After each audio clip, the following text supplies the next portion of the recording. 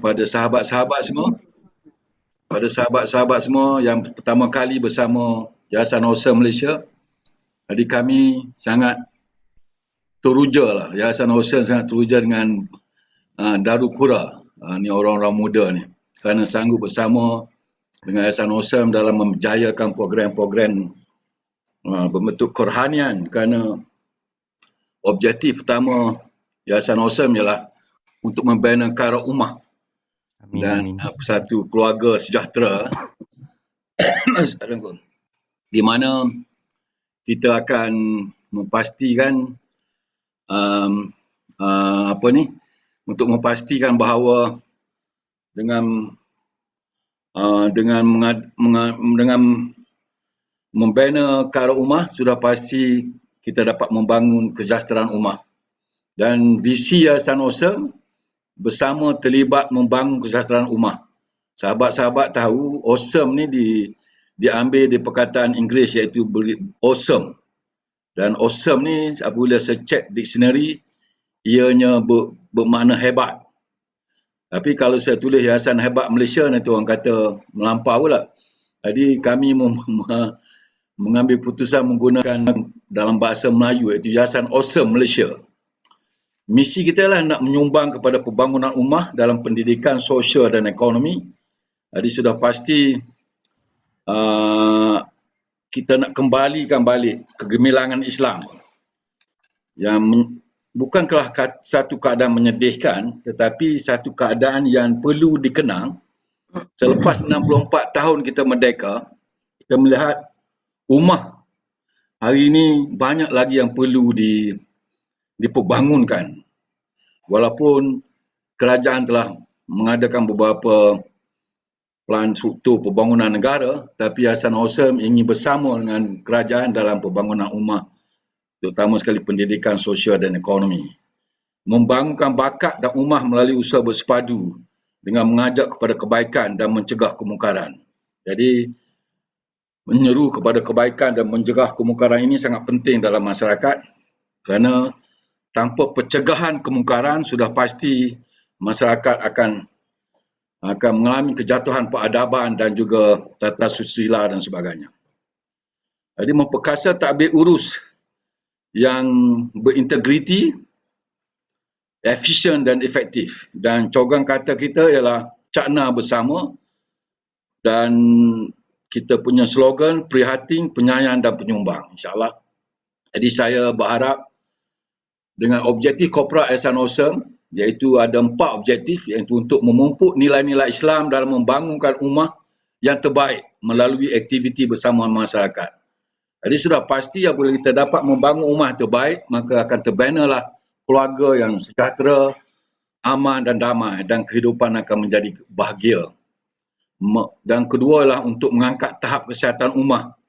Hari ini dengan pandemik virus COVID-19, dengan denggi dan dengan penyakit berjangkit dan juga penyakit yang sengaja disalahgunakan seperti penagihan dadah dan sebagainya, sudah pasti satu misi yang sangat berat untuk kita sama-sama mengangkat tahap kesihatan ummah.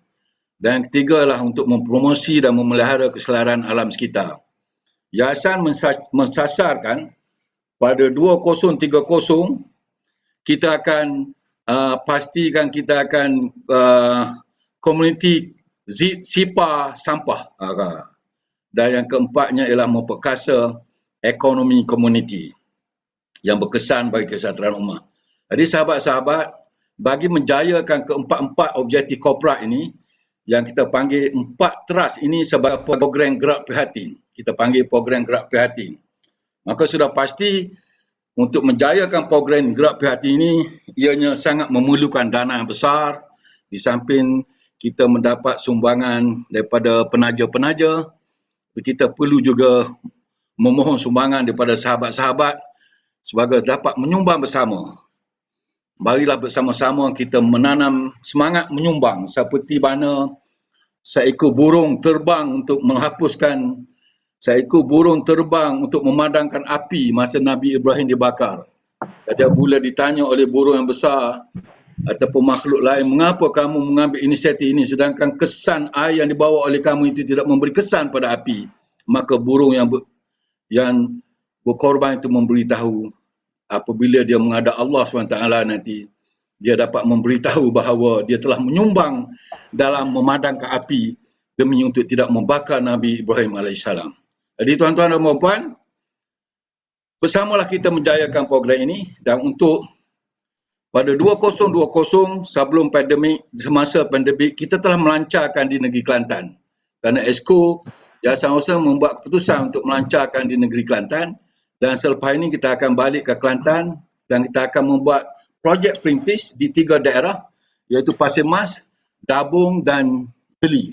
InsyaAllah, dan dengan penglibatan tuan-tuan dalam sesi-sesi webinar ini, maka tuan-tuan akan, saya harap tuan-tuan dapat tinggalkan nombor handphone dan mesej pada saya supaya saya dapat updatekan program-program yayasan, dan pada pertengahan bulan ini website yayasan akan ready, maka tuan-tuan dapat layari website yayasan untuk mendapat maklumat-maklumat seterusnya.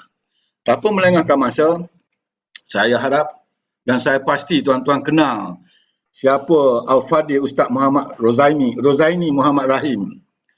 Beliau adalah pemegang diploma tahfiz Al-Quran wal Qiraat daripada Darul Quran Jakim. Jadi sudah pasti Darul Quran di Kuala Kubu, Ustaz kan? Ya, betul. Di Kuala Kubu, dan beliau memegang ijazah sarjana muda dakwah dan pengurusan Islam daripada USIM. Ya. Jadi sudah pasti pengalaman beliau dengan pendidikan dan ilmu yang dianugerahkan Allah, sudah pasti Ustaz dapat memandu ataupun membimbing kami, terutama sekali dalam talaki Al-Quran, supaya kita dapat belajar dengan betul, baca dengan betul, dan samping itu kita dapat memahami isi kandung Al-Quran, kerana Al-Quran adalah petunjuk Allah, dan sudah pasti beratuhan moral pada masa ini disebabkan kerana masyarakat tidak dapat memahami Al-Quran. Jadi kita kena kembali kepada Al-Quran, dan sudah pasti saya mewakili Yayasan Osam sudah pasti akan mengadakan beberapa siri dan juga kerjasama insya-Allah dengan Darul Qura untuk kita menjelajah ke kampung-kampung di masa luang dan sebagainya, dengan nasihat daripada Darul Qura bagaimana kita hendak menangani isu supaya masyarakat celik Al-Quran dan sebagainya. Okey, tanpa melengahkan masa Ustaz, saya teruskan pada Ustaz bagaimana Ustaz nak membimbing kita, terutama pada hari ini saya dipahamkan Ustaz nak membimbing kita dalam mentalaki ayat Al-Fatihah yang sangat penting itu. Silakan Ustaz. Terima kasih Ustaz. Baik, bismillahirrahmanirrahim. Alhamdulillahirrabbilalamin. Wassalatu wassalamu ala ashrafil anbiya wal mursalin wa ala alihi wa sahbihi ajma'in. Amma ba'. Rabbi yassir wa la tu'assir, Rabbi tammim bil khair. Rabbi shrah lana sudurana wa yassir lana umurana wahlul 'uqdatam min alsinatina yafqahu qawlana. Allahumma la sahla illa ma ja'altahu sahla wa anta taj'alul huzna idza syi'ta sahla. Asyhadu an la ilaha illallah wa asyhadu anna Muhammadar Rasulullah. Jadi pertamanya saya mengucapkan ribuan terima kasih kepada Yayasan Osam Malaysia kerana sudi untuk menjemput ataupun kolaborasi dengan Darul Qura untuk kita sama-sama mencapai ataupun memenuhi objektif yang ditetapkan oleh Yayasan Osam, iaitu untuk membangunkan ummah dari sudut pendidikan. Jadi tadi saya lihat ada dari sudut ekonomi, dari sudut alam sekitar. Jadi saya di sini berperanan di sini untuk kita membangunkan ummah dari sudut pendidikan. Terutamanya adalah pendidikan Al-Quran. Baik, insyaAllah pada hari ini insyaAllah kita akan sama-sama kita melihat surah yang paling penting sekali dalam Al-Quran, iaitu surah Al-Fatihah, yang mana yang merupakan surah yang menentukan berkaitan dengan ibadah kita. Yang mana jika bacaan kita benar, jika bacaan kita betul pada surah Al-Fatihah ini, insya-Allah solat kita akan diterima oleh Allah Subhanahu wa taala. Insya-Allah kita sama-sama belajar. Saya pasti di luar sana sudah mahir dengan surah Al-Fatihah, biasa dengar daripada kecil lagi sampai sekarang dah umur berapa, mesti tahu surah Al-Fatihah ini. Anak-anak hafal surah Al-Fatihah ni bukan dengan bacaan tapi dengan pendengaran. Apabila kita melazimi surah Al-Fatihah ini, anak kecil yang berumur 3 tahun atau 4 tahun yang sudah boleh berkata-kata pun akan boleh membaca surah Al-Fatihah dengan betul. Dengan syarat kita bacakan surah Al-Fatihah itu ataupun kita dengarkan surah Al-Fatihah itu kepada anak-anak itu dengan bacaan yang betul lah. Okey. Jadi bila kita dengarkan atau membaca surah Al-Fatihah kepada anak-anak ini, anak kecil ini dengan betul dan makhraj yang betul, insya-Allah mereka akan dapat menyebut huruf-huruf Al-Quran ataupun surah Al-Fatihah itu dengan betul. Kalimat-kalimat itu dengan betul. Apabila sudah dewasa, baru kita nak memperbetulkan, boleh insya-Allah itu dengan izin Allah Subhanahu Wa Taala.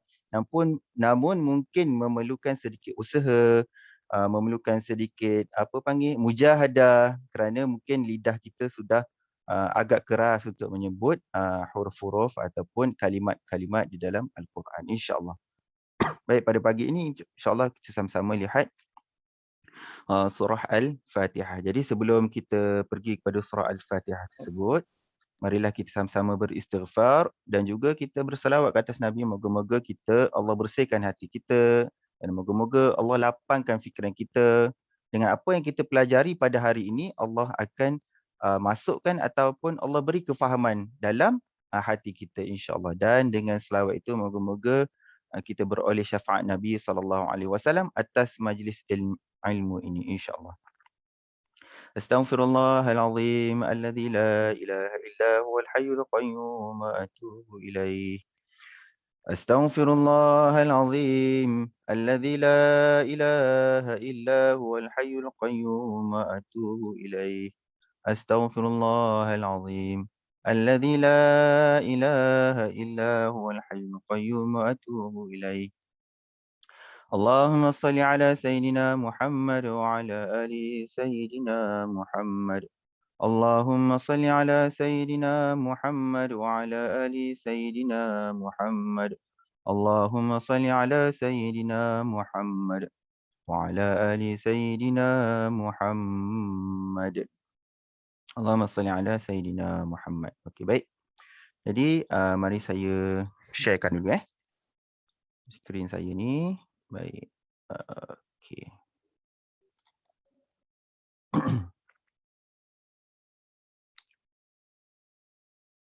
Baik, tuan-puan boleh nampak boleh nampak surah ni. Okey, baik. Ni adalah surah Al-Fatihah. Okey, baik. Saya pakai Quran ni, Quran PDF. Jadi surah Al-Fatihah ni kalau kita buka Quran kita di bahagian hadapan sekali, mula-mula sekali. Jadi sebab tu dia dinamakan surah Al-Fatihah, surah pembukaan. Jadi dia letak di hadapan lah. Okey. Hadapan yang mula-mula sekali. Baik, sebelum kita lihat satu persatu kepada surah Al-Fatihah ini, okey, baik, kita tahu bahawa surah Al-Fatihah ada 7 ayat. Ini sepakat ulama mengatakan bahawa surah Al-Fatihah ini ada 7 ayat termasuk bismillah. Maksudnya apa? Apabila kita membaca surah Al-Fatihah ni dalam solat kita, bismillah ini kita kena jelaslah kita baca ataupun kita dengar. Apabila kita baca itu bismillah kita kena dengar sebab dia termasuk dalam surah Al-Fatihah. Okey. Baik, mari kita sama-sama baca surah Al-Fatihah ini sehingga akhir. Nanti baru kita lihat apa-apa perkara-perkara ataupun orang kata larangan ataupun kesilapan yang selalu masyarakat di luar sana lakukan untuk kita perbetulkan pada hari ini, insya-Allah. Baik. A'udzu billahi minasy syaithanir rajim.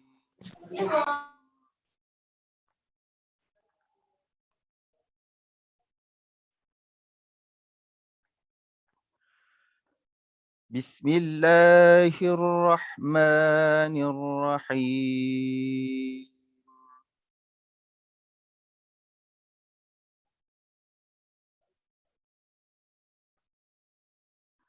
Baik, kita baca pelan-pelan Alhamdulillahi Rabbil Alamin.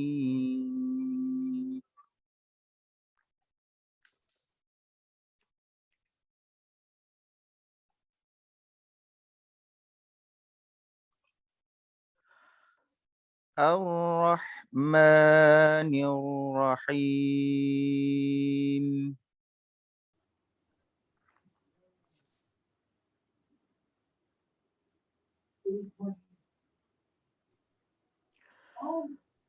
مالك يوم الدين.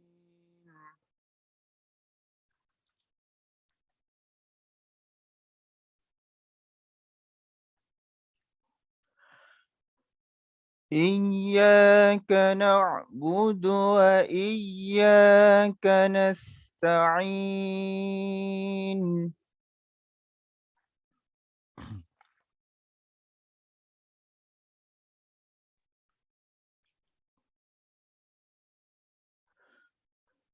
اهدنا الصراط المستقيم.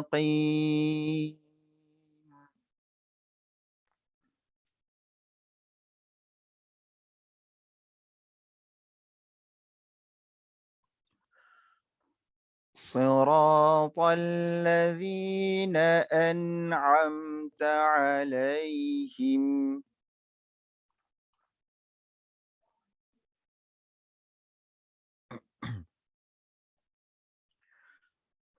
غير المغضوب عليهم ولا الضالين.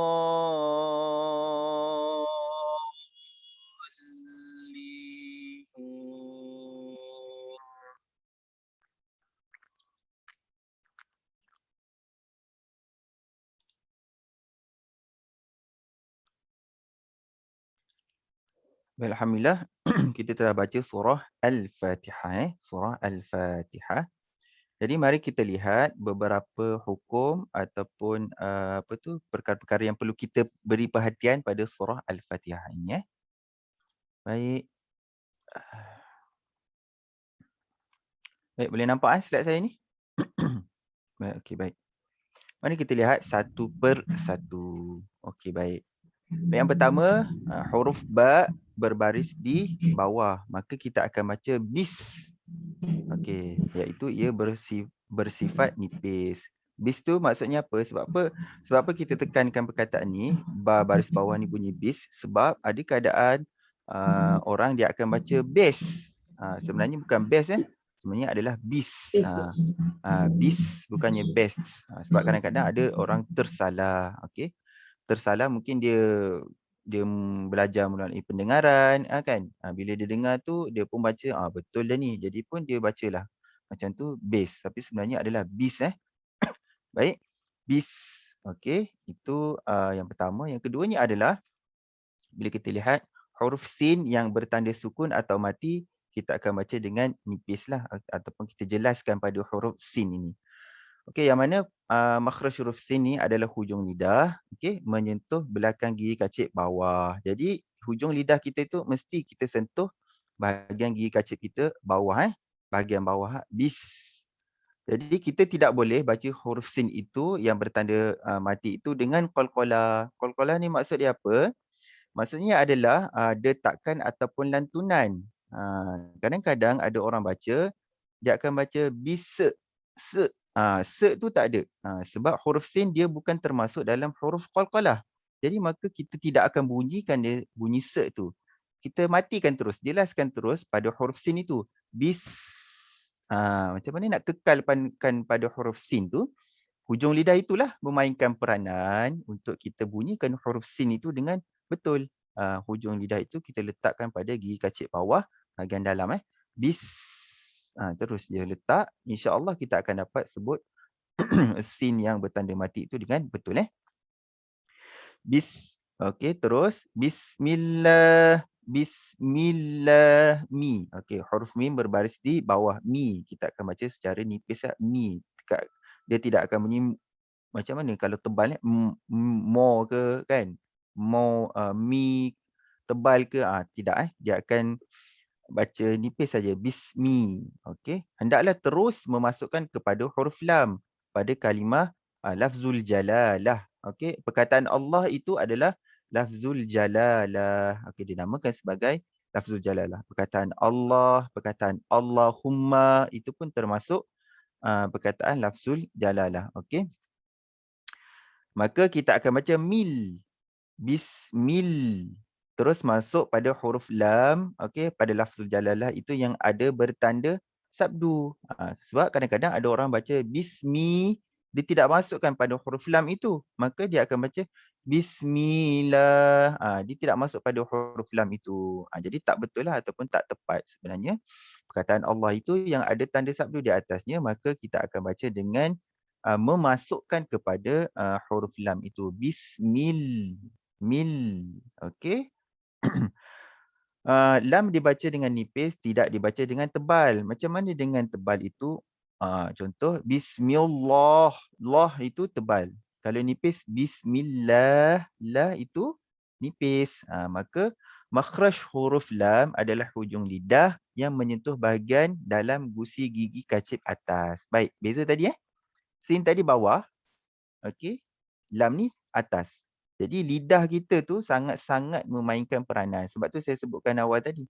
Bila kita dah dewasa, mungkin kita dah terpengaruh dengan lorat negeri kita dan sebagainya. Jadi lidah kita tu mungkin agak sedikit keras lah ataupun mungkin dia nak lenturkan itu mengambil masa. Okey, mengambil masa untuk kita lenturkan lidah tu supaya hujung lidah kita itu menyentuh bahagian-bahagian yang telah ditetapkan. Contoh kat sini adalah huruf lam ni lah. Okey, menyentuh gigi kacip bahagian atas dalam. Manakala sin tadi dekat bawah. Okey, lam ni di bahagian atas. Hujung lidah ni memainkan peranan untuk kita keluarkan huruf itu untuk kita bunyikan huruf tersebut. Okey. Okey, baik. La itu dibaca dengan kadar 2 harakat. Okey, semua perkataan lafzul jalalah, perkataan Allah mesti la tu panjang.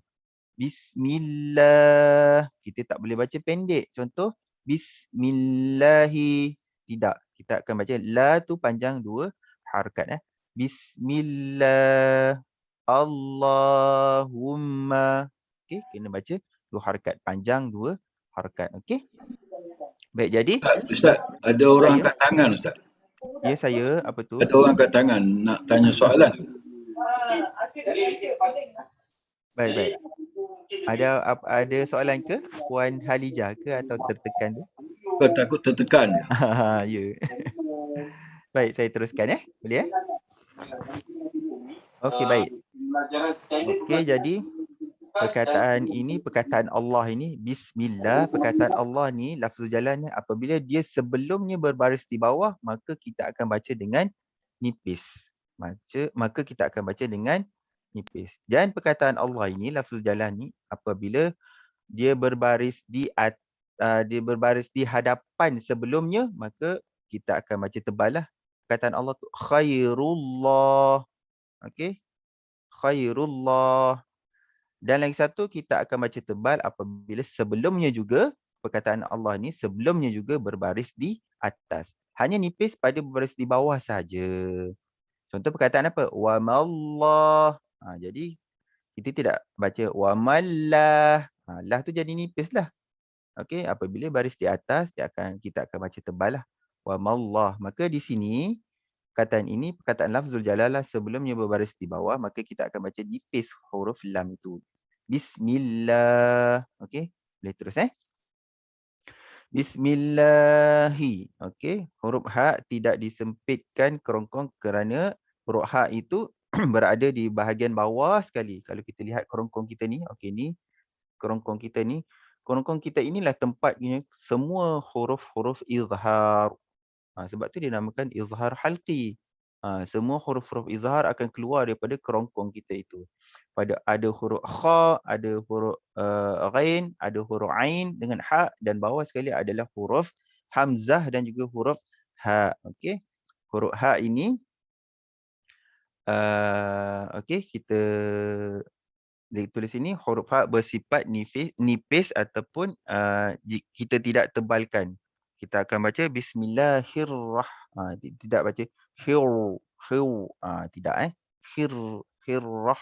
Kat sini nanti baru kita akan tebalkan pada huruf ra Dibaca dengan tasydid iaitu hirrah. Masuk pada huruf ra, bukannya bismillahirrahmanirrahim. Ataupun ha ni kita panjangkan. Okey, kita nampak contoh huruf alif ni kan. Hamzah wasal ni, hamzah wasal ni maka kita pun panjangkan. Sebenarnya tak panjang, kita terus masuk pada huruf ra yang ada tanda sabdunya hir, hir. Okey. Tasydid tidak dipanjangkan. Maksud tasydid tidak dipanjangkan maksudnya adalah kita baca bismillahir, terus masuk pada huruf ra yang bertanda tasydid. Tidaklah kita baca hir. Tidak Kita terus masuk pada huruf ra yang bertasydid itu. Okey? Baik, boleh dapat Kita masih lagi ayat yang pertama. Baik, terdapat tanda hamzah wasal. Okey, ni hamzah wasal huruf alif. Yang di atasnya seperti huruf sad ni, kepala huruf sad ni, maka itu dinamakan sebagai hamzah wasal. Okey. Di sini kita namakan dia sebagai alif lam syamsiyah ataupun idgham syamsi. Kalau tuan-puan jumpa dalam buku-buku tajwid kan, buku tajwid dia tulis idgham syamsi, itu maksudnya ni lah alif lam syamsiyah, iaitu terdapat tanda tasydid ataupun sabdu ataupun syaddah selepas huruf lam. Alif lam selepasnya tu ada tanda syaddah pada selepas huruf lam itu. Maka keadaan di sini alif lam ra. Jadi ra itu yang ada tanda sabdu. Okey, jadi di sini dinamakan sebagai alif lam syamsiyah ataupun idgham syamsi idgham syamsi. Terus huruf ra berbaris di atas hendaklah dibaca dengan tebal. Namun, kita akan sembunyikan getarannya ataupun kita panggil takrir pada huruf ra itu apabila ia mempunyai tanda tasydid ataupun ada tanda sabdu. Maksudnya apa? Semua huruf ra yang ada tanda sabdu ataupun ada tanda syaddah ini, apabila kita bunyikan dia, kita tidak boleh menjelaskan dia punya getaran dia. Contoh macam mana? Hir, tak boleh. Kita kena sembunyikan dia punya getaran itu. Agak sukar juga, tapi insyaAllah kita cuba latih. Kita sembunyikan huruf ra yang bergetar apabila ia ada tanda sabdu. Tapi selain pada tu, boleh. Boleh tapi tidak boleh secara berlebihan. Okey. Di mana apabila kita berlebihan pada getaran takrir pada huruf ra ini, ia dinamakan sebagai lahnul khafi, iaitu kesalahan ringan dan hukumnya adalah makruh. Makruh apabila kita huruf ra itu kita getarkan dia berlebih-lebihan. Namun pada ayat ini, pada perkataan ini, Ar-Rahmanin, ra ini kita kena sembunyikan getarannya ataupun takrinnya disebabkan di atasnya terdapat tanda sabdu ataupun tanda tasydid ataupun syaddan. Macam mana nak bunyi dia? Bismillahir. Nampak? Hir. Dia tidak tidak. Hir. Okey. Letak betul kita punya lidah tu bahagian hidung kita punya langit tu kan, atas tu. Okey. Jadi nak kekalkan dia tidak bergetar tu memerlukan latihan lah. Okey, insya-Allah memerlukan latihan. Insya-Allah kita latih banyak kali insya-Allah kita akan dapatlah bunyikan huruf ra itu Okey. Huruf ra yang bertanda sabdu tu Okey. Hir, macam tu je. Okey. Kemudian terus rah, rah. Okey. Makhraj huruf ha adalah disempitkan di tengah kerongkong yang tadi. Okey, huruf ha ni, okey, kerongkong kita ni dia bahagian tengah ni, dekat halqum ni. Okey. Kalau orang lelaki ni ada halqum kan. Okey, dekat situlah keluarnya huruf ha. Jadi macam mana kita nak bunyikan huruf ha ni? Kat sini kita dah matikan dia, huruf ha ada tanda mati, jadi kita akan bunyi dengan keluarkan pada huruf ha ni, kena rasakan bahawa huruf ha tu keluar daripada kerongkong kita bahagian tengah tengah ataupun halqum kita. Rah, ih, okey, ih, okey, ha atau glamour kat kita ni dekat masyarakat Melayu dinamakan sebagai hak pedas lah. Okey, masyarakat Melayu kita panggil sebagai hak pedas Okey, tidaklah kita baca kuat ataupun kita baca tekan dengan rah. Kalau rah tu dia akan jadi ha. Okey, di sini tidak dibaca dengan huruf ha. Dia sebelah-sebelah aja. Kalau kerongkong kita huruf ha dengan ha ni sebelah-sebelah aje. Ha ni kita di bahagian halqum kita. okey, tengah kerongkong. Namun huruf ha ni di bahagian bawah sebelah aja. Jadi jangan tertukar, okey, jangan tertukar. Kalau sengaja tukar, maka dia boleh jadi sebagai lahnul jali pula. Okey, tadi saya sebut lahnul khafi, ni lahnul jali pula. Kesalahan yang berat ataupun kesalahan yang jelas. Apabila dia kesalahan yang jelas ataupun kesalahan yang nyata, maka hukum dia adalah haram. Okey, jadi kena berhati-hatilah. Bila haram ni maksudnya berdosa lah apabila kita sengaja. Okey, dalam proses kita belajar, berlatih, masih dimaafkan. Jadi jangan risau kalau dalam kita proses pembelajaran ini masih lagi belum tepat kita punya huruf itu, tak apa, dimaafkan. Namun kalau kita dah tahu tapi kita sengaja untuk kita tukarkan huruf itu, maka hukumnya adalah haram. Sepakat ulama mengatakan haram dan ia adalah berdosa. Jadi di sini adalah huruf ha. Maka kita akan baca rah, rah. Okey. Ada lagi satu keadaan, kadang-kadang ada orang baca ruah. Ruah pun tidak. Sebab dia sebenarnya ra berbaris di atas. Rah. Kita terus je masuk rah, bukan ruah. Contoh bismillahirrahmanirrah. Bukan ruah, dia rah. Rah. Okey. R-O-H. Boleh macam tu Boleh Ar-Rah, bukan R-U-A-H.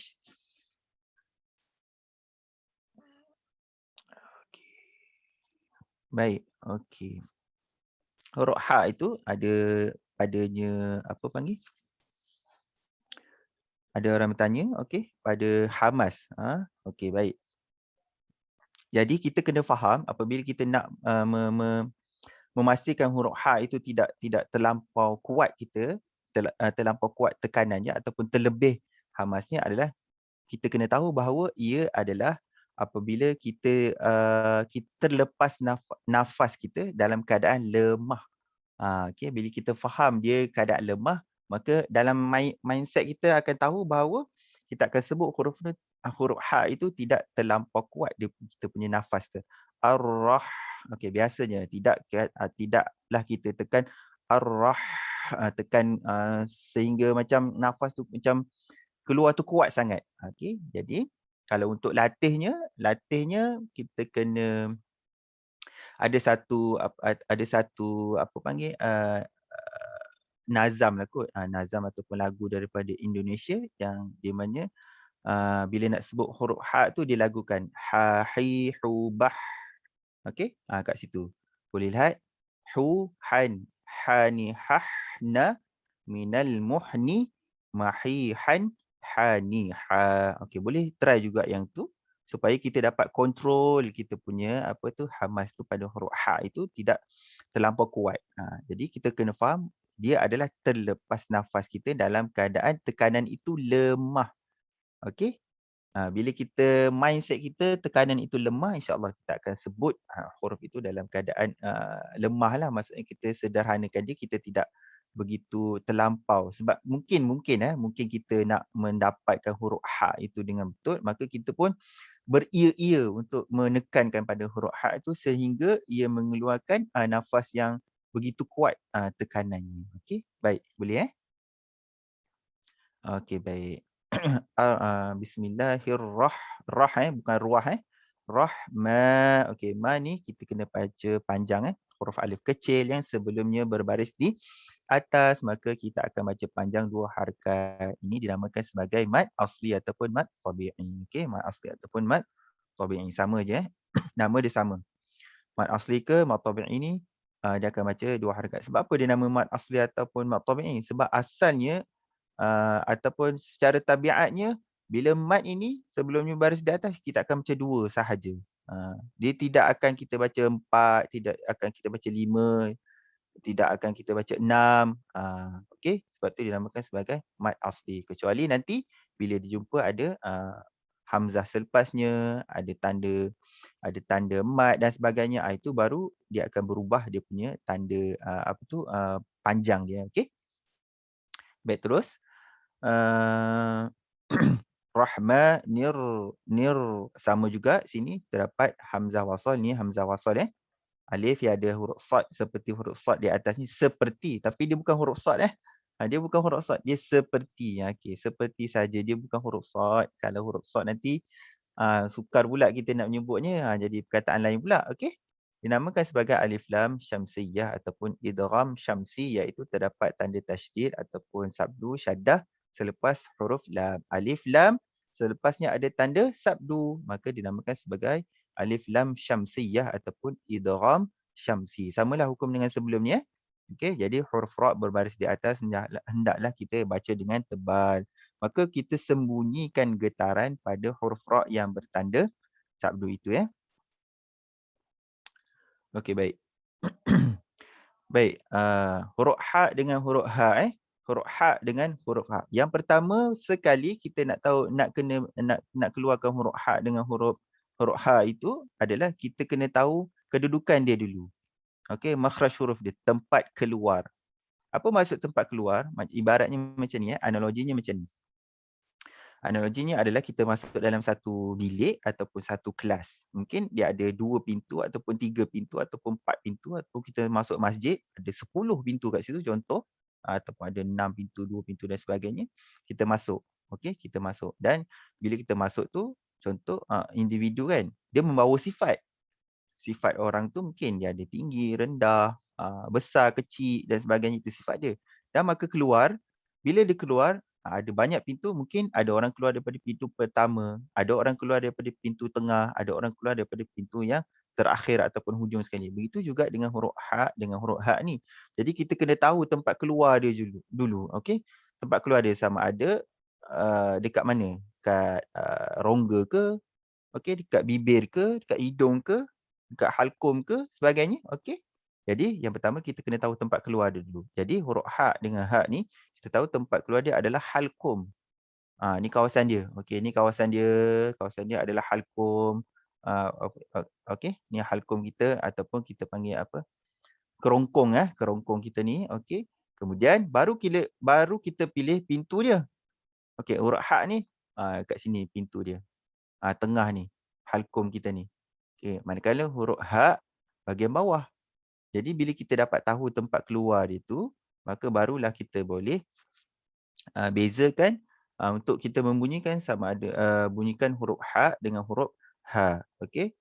Contoh kat sini, contoh perkataan Ar-Rahim. Okey, apabila huruf ha ataupun ha pedas, kita akan baca Ar-Rahim. Kita akan rasakan pada bahagian halkum kita. Tapi kalau ha itu kita jadikan kita tukarkan pada huruf ha, dia akan jadi Ar-Rahim. Ar-Rahim. Nampak tak beza dia?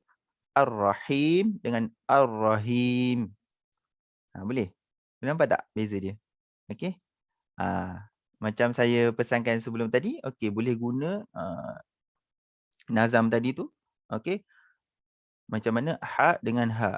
Okey, kalau ha hi hu bah. Kalau ha hi hu bah. Nampak tak beza dia? Okey. Ha hi hu bah. Kalau ha hi hu bah. Nampak tak? Okey. Jadi kita kena latih lah. Boleh latih antara huruf ha dengan huruf ha. Yang pertama sekali kena tahu tempat keluar dia. Dia kedudukan dekat mana.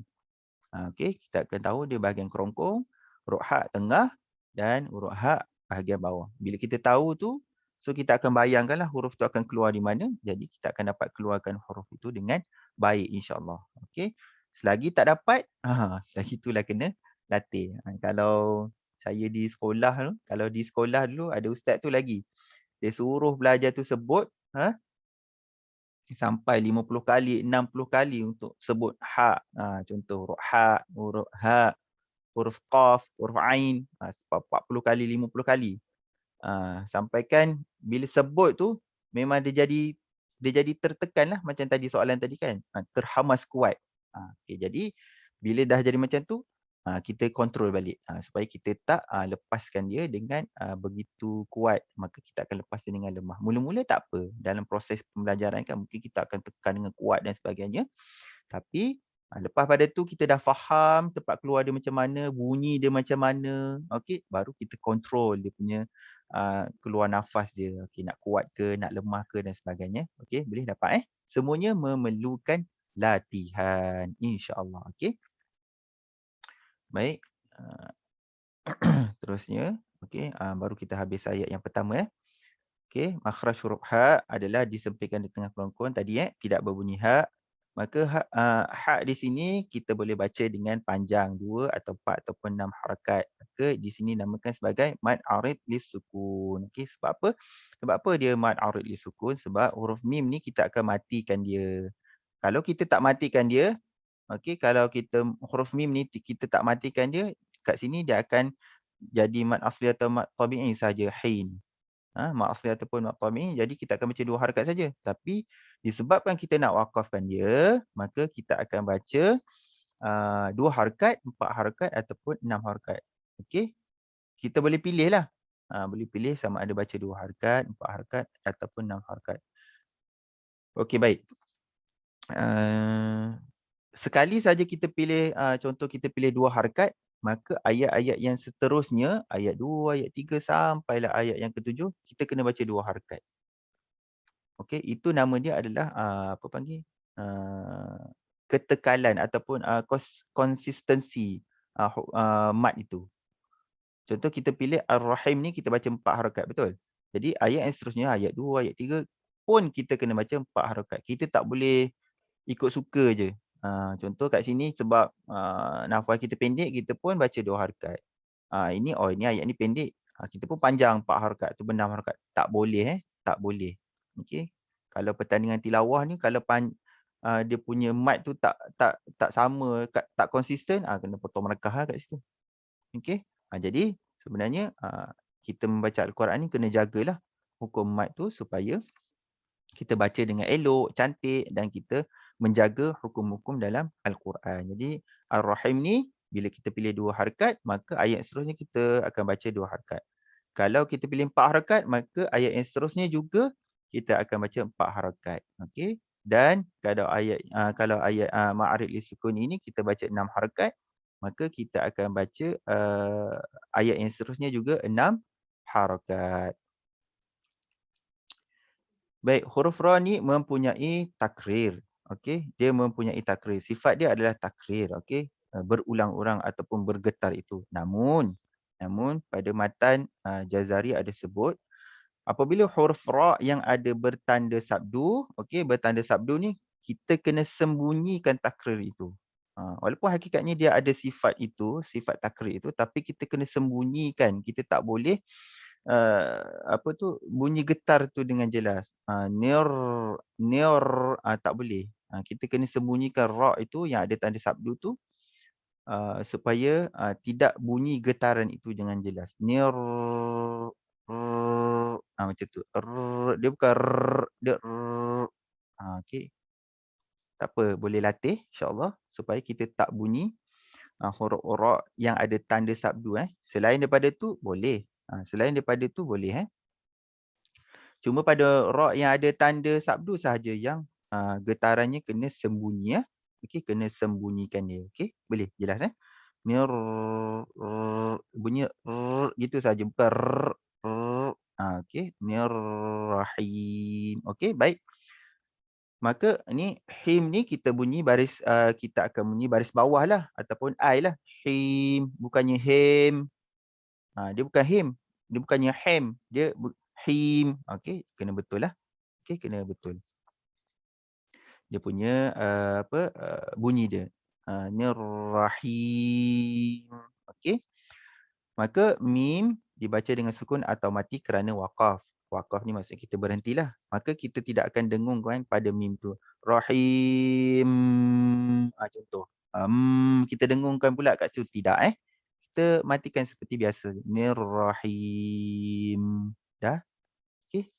Rapatkan saja bibir. Ada juga kadang-kadang saya dengar orang tidak merapatkan bibirnya pada huruf mim itu apabila mati. Maka kita tak dapatlah makhraj huruf mim tu yang mana keluar daripada 2 bibir. Okey. Dia akan bunyi rohi. Tergantung. Rohi. Patutnya rahim. Rapatkan 2 bibir tu. Maka kita akan dapat makhraj huruf mim itu dan baca dengan betul. Baik. Boleh dapat Itu baru ayat yang pertama. Okey. Bismillahirrahmanirrahim. Okey. Baik, dia dapat Kita teruskan pada ayat yang kedua. Okey, baik. Al. Al. Okey, di sini al. Alif lam yang dinamakan sebagai alif lam qamariyah ataupun dalam kitab-kitab tajwid dinamakan sebagai izhar qamari. Kerana terdapat tanda sukun atau mati di atas huruf lam dan dimulai dengan hamzah wasal. Okey, hamzah wasal ni panjang dia punya perbincangan dia. Okey. Secara yang kita ketahui ataupun secara asalnya, secara umumnya yang kita ketahui bahawa hamzah wasal ni apabila kita nak membunyikan baris dia, kita lihat huruf yang ketiga, betul? Huruf yang ketiga. Okey. Keadaan mana huruf yang ketiga itu baru kita tentukan sama ada di baris atas, baris depan ataupun berbaris di bawah. Namun apabila perkataan ini, okey, perkataan alif lam syamsiyah ataupun alif lam qamariyah, dia tidak ikut pada huruf yang ketiga. Dia mesti wajib baris atas. Okey. Alhamdu. Dia tidak baca ulhumdu atau ilhamdu. Ataupun perkataan lain apa lagi? Al-qari'ah. Kita tidak baca ul-qari'ah, tidak. Yang ni al-alamin contoh. Kita tidak baca ul-alamin, il-alamin. Sebab dia adalah alif lam qamariyah ataupun alif lam syamsiyah. Kita akan baris dia baris di atas sahaja. Dia tidak akan baris lain. Okey, baik. Hamzah wasal dibaca dengan baris atas. Okey, makhraj huruf lam tadi. Hujung lidah sentuh gigi, gusi, gigi kacip atas. Sebelah tepi sedikit, bukan di tengah-tengah. Jadi maksudnya gigi kita atas tu, hujung lidah kita tu, dia bukan betul-betul di tengah-tengah kita punya gigi kita. Macam mana saya nak tunjuk okey ni. Okey ni tengah-tengah contoh tapi dia sedikit ke kanan, tepi lidah, tepi sedikit, bukan betul-betul tengah. Kalau tengah itu jadi huruf nun. Jadi huruf nun, itu yang menyebabkan kita apabila kita baca al tu, bila kita tak letak pada tempatnya, dia akan jadi qalqalah. Okey. Okey, tidak diqalqalahkan lam bertanda mim atau sukun seperti al. Okey, maka kita akan baca al. Al. Kita letakkan hujung lidah kita pada gusi gigi kacip atas ke kanan sedikit, ataupun tepi lidah, bukan di tengah-tengah. Bila kita tengah-tengah itu yang menjadi alham, sebab mudah kan, alham. Jadi sebenarnya tak tepat lah kalau bunyi le tu. Okey, tak tepat. Dia sebenarnya al. Terus tekan pada hujung lidah, tepi hujung lidah kita tu pada gusi gigi kacip atas. Okey, baik. Terus ha, alham sama, huruf ha merupakan hak pedas dan makhrajnya di tengah kerongkong. Tadi dah jelaskan di tengah kerongkong. Alham. Okey, terus alhamdu. Okey, mim mati ni bertemu dengan huruf dal, maka kita akan baca dengan jelas. Okey, akan baca dengan jelas. Tidak dibaca qalqalah. Kadang-kadang ada juga, ada tapi jaranglah. Jarang kita jumpa orang baca alhamdu ni baca qalqalah ataupun detakan ataupun lantunan. Okey. Okey, baik. Tak adalah. Jaranglah jumpa kita je alhamdu, tidak. Tapi kita cuma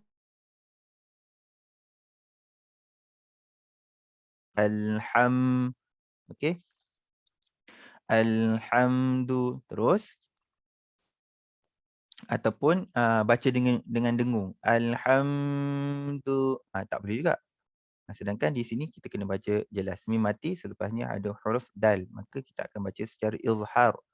Alhamdu terus du makhraj huruf dal ialah hujung lidah menyentuh gusi gigi kacip atas. Du. Okey, kita tidak baca du. Kalau du, kita punya hujung lidah tu dia ke dalam sedikit. Maka akan jadi du. Du. Aduhai, aduhai, budu, contoh du.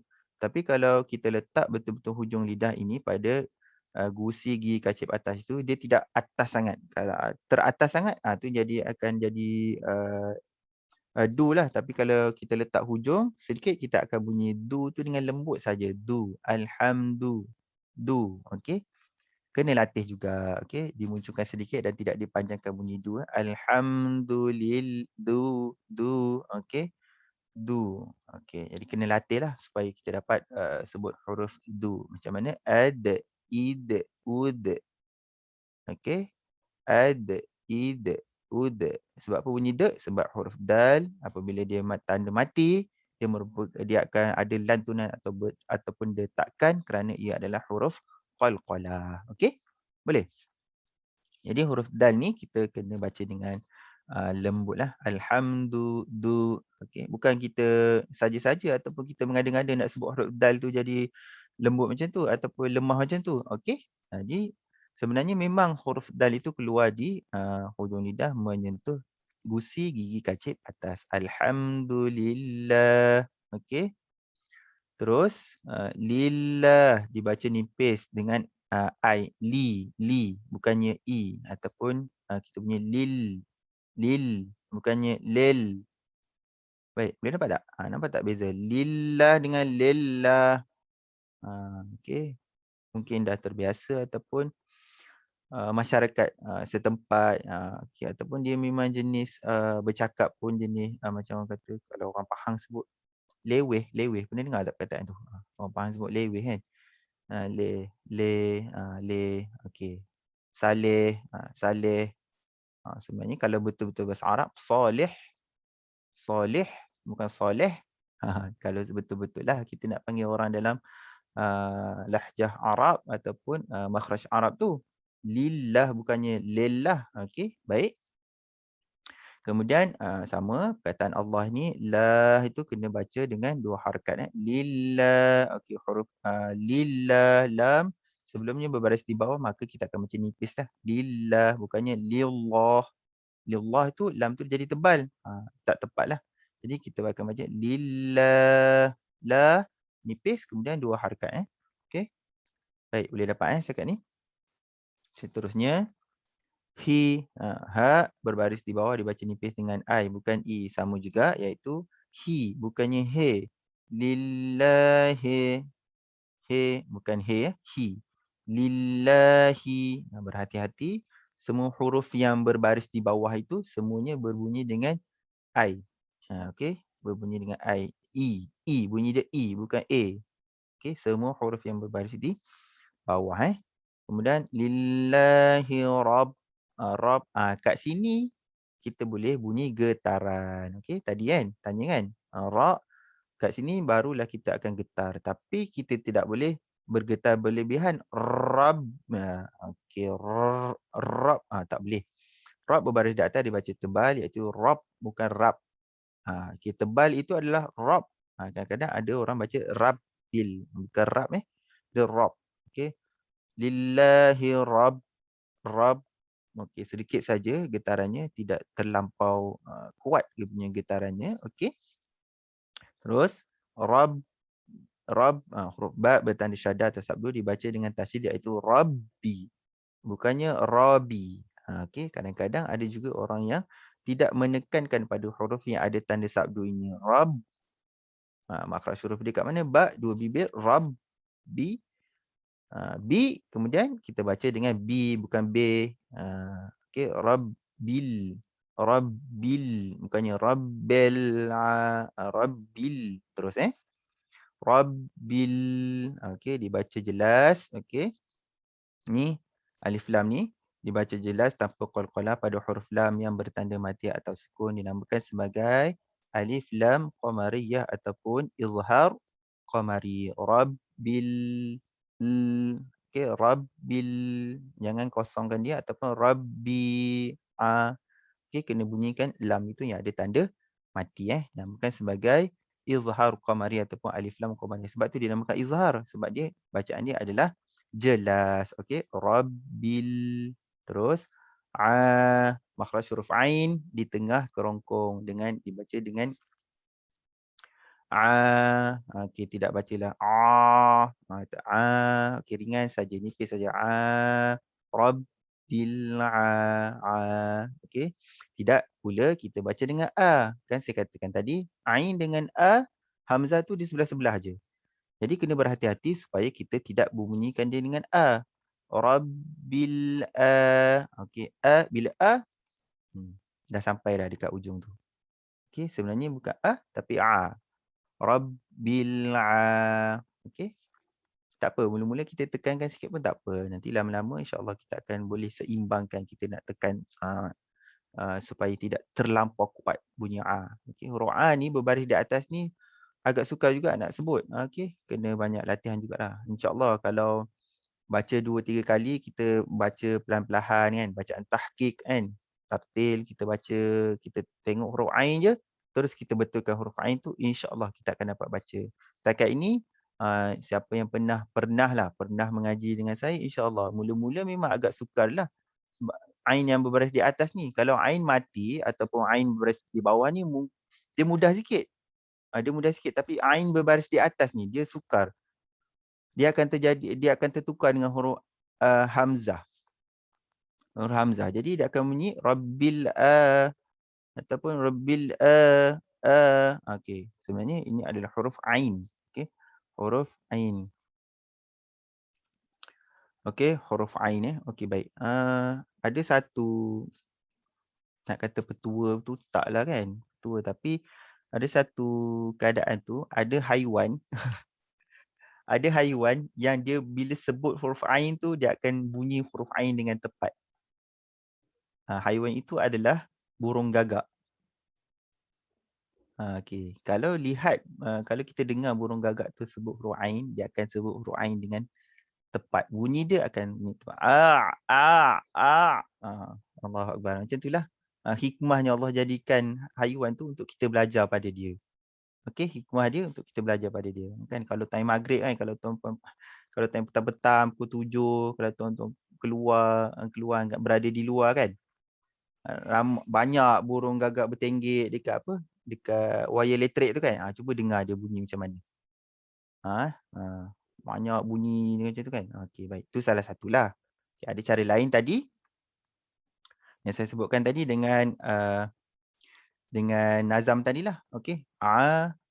Ai, au, ba. Okey. Macam mana kita nak nak bunyikan ain tu? Kita slow motionkan dia. Jangan kita cepatkan ni. Kalau cepat tu tak dapat tangkap macam mana dia nak keluar. Okey, jadi pertama kita tahu huruf ain tu kurang-kurang kita bahagian tengah. Jadi kita letakkan huruf sebelum huruf ain tu berbaris di atas. Tak kisahlah huruf apa-apa pun kita letak, huruf alif ke, ba ke, huruf ta ke sebelumnya. Jadi kita bariskan dia atas. Jadi contoh kita letak alif ataupun hamzah sebelumnya, kemudian huruf ain tu kita matikan ya. Okey, jadi kita akan bunyi a. Betul? A. Jadi kita slow motionkan dia, kita bunyi a. Okey. Ain. Cuba kalau dia hamzah, dia mati. Dia akan bunyi nampak? Kita slow motionkan dia supaya kita dapat huruf ain tu. Ataupun kita bezakan dengan huruf hamzah itu. Tak apa, kita slow motionkan dia, lama-lama kemudian kita lajukan sikit, lama-lama kita akan dapat bunyi huruf ain tu. Okey, pelan-pelan. Maksudnya kita lambatkan sikit. I, u. Okey. Ataupun baris atas. Okey, mula-mula memang macam tu. Okey, tapi dia bukan meneran Dia bukan meneran Dia bukan meneran. Mula-mula, tapi lama-lama rabbil relax je kita sebut. Mula-mula tak apa, kita slow motionkan dia.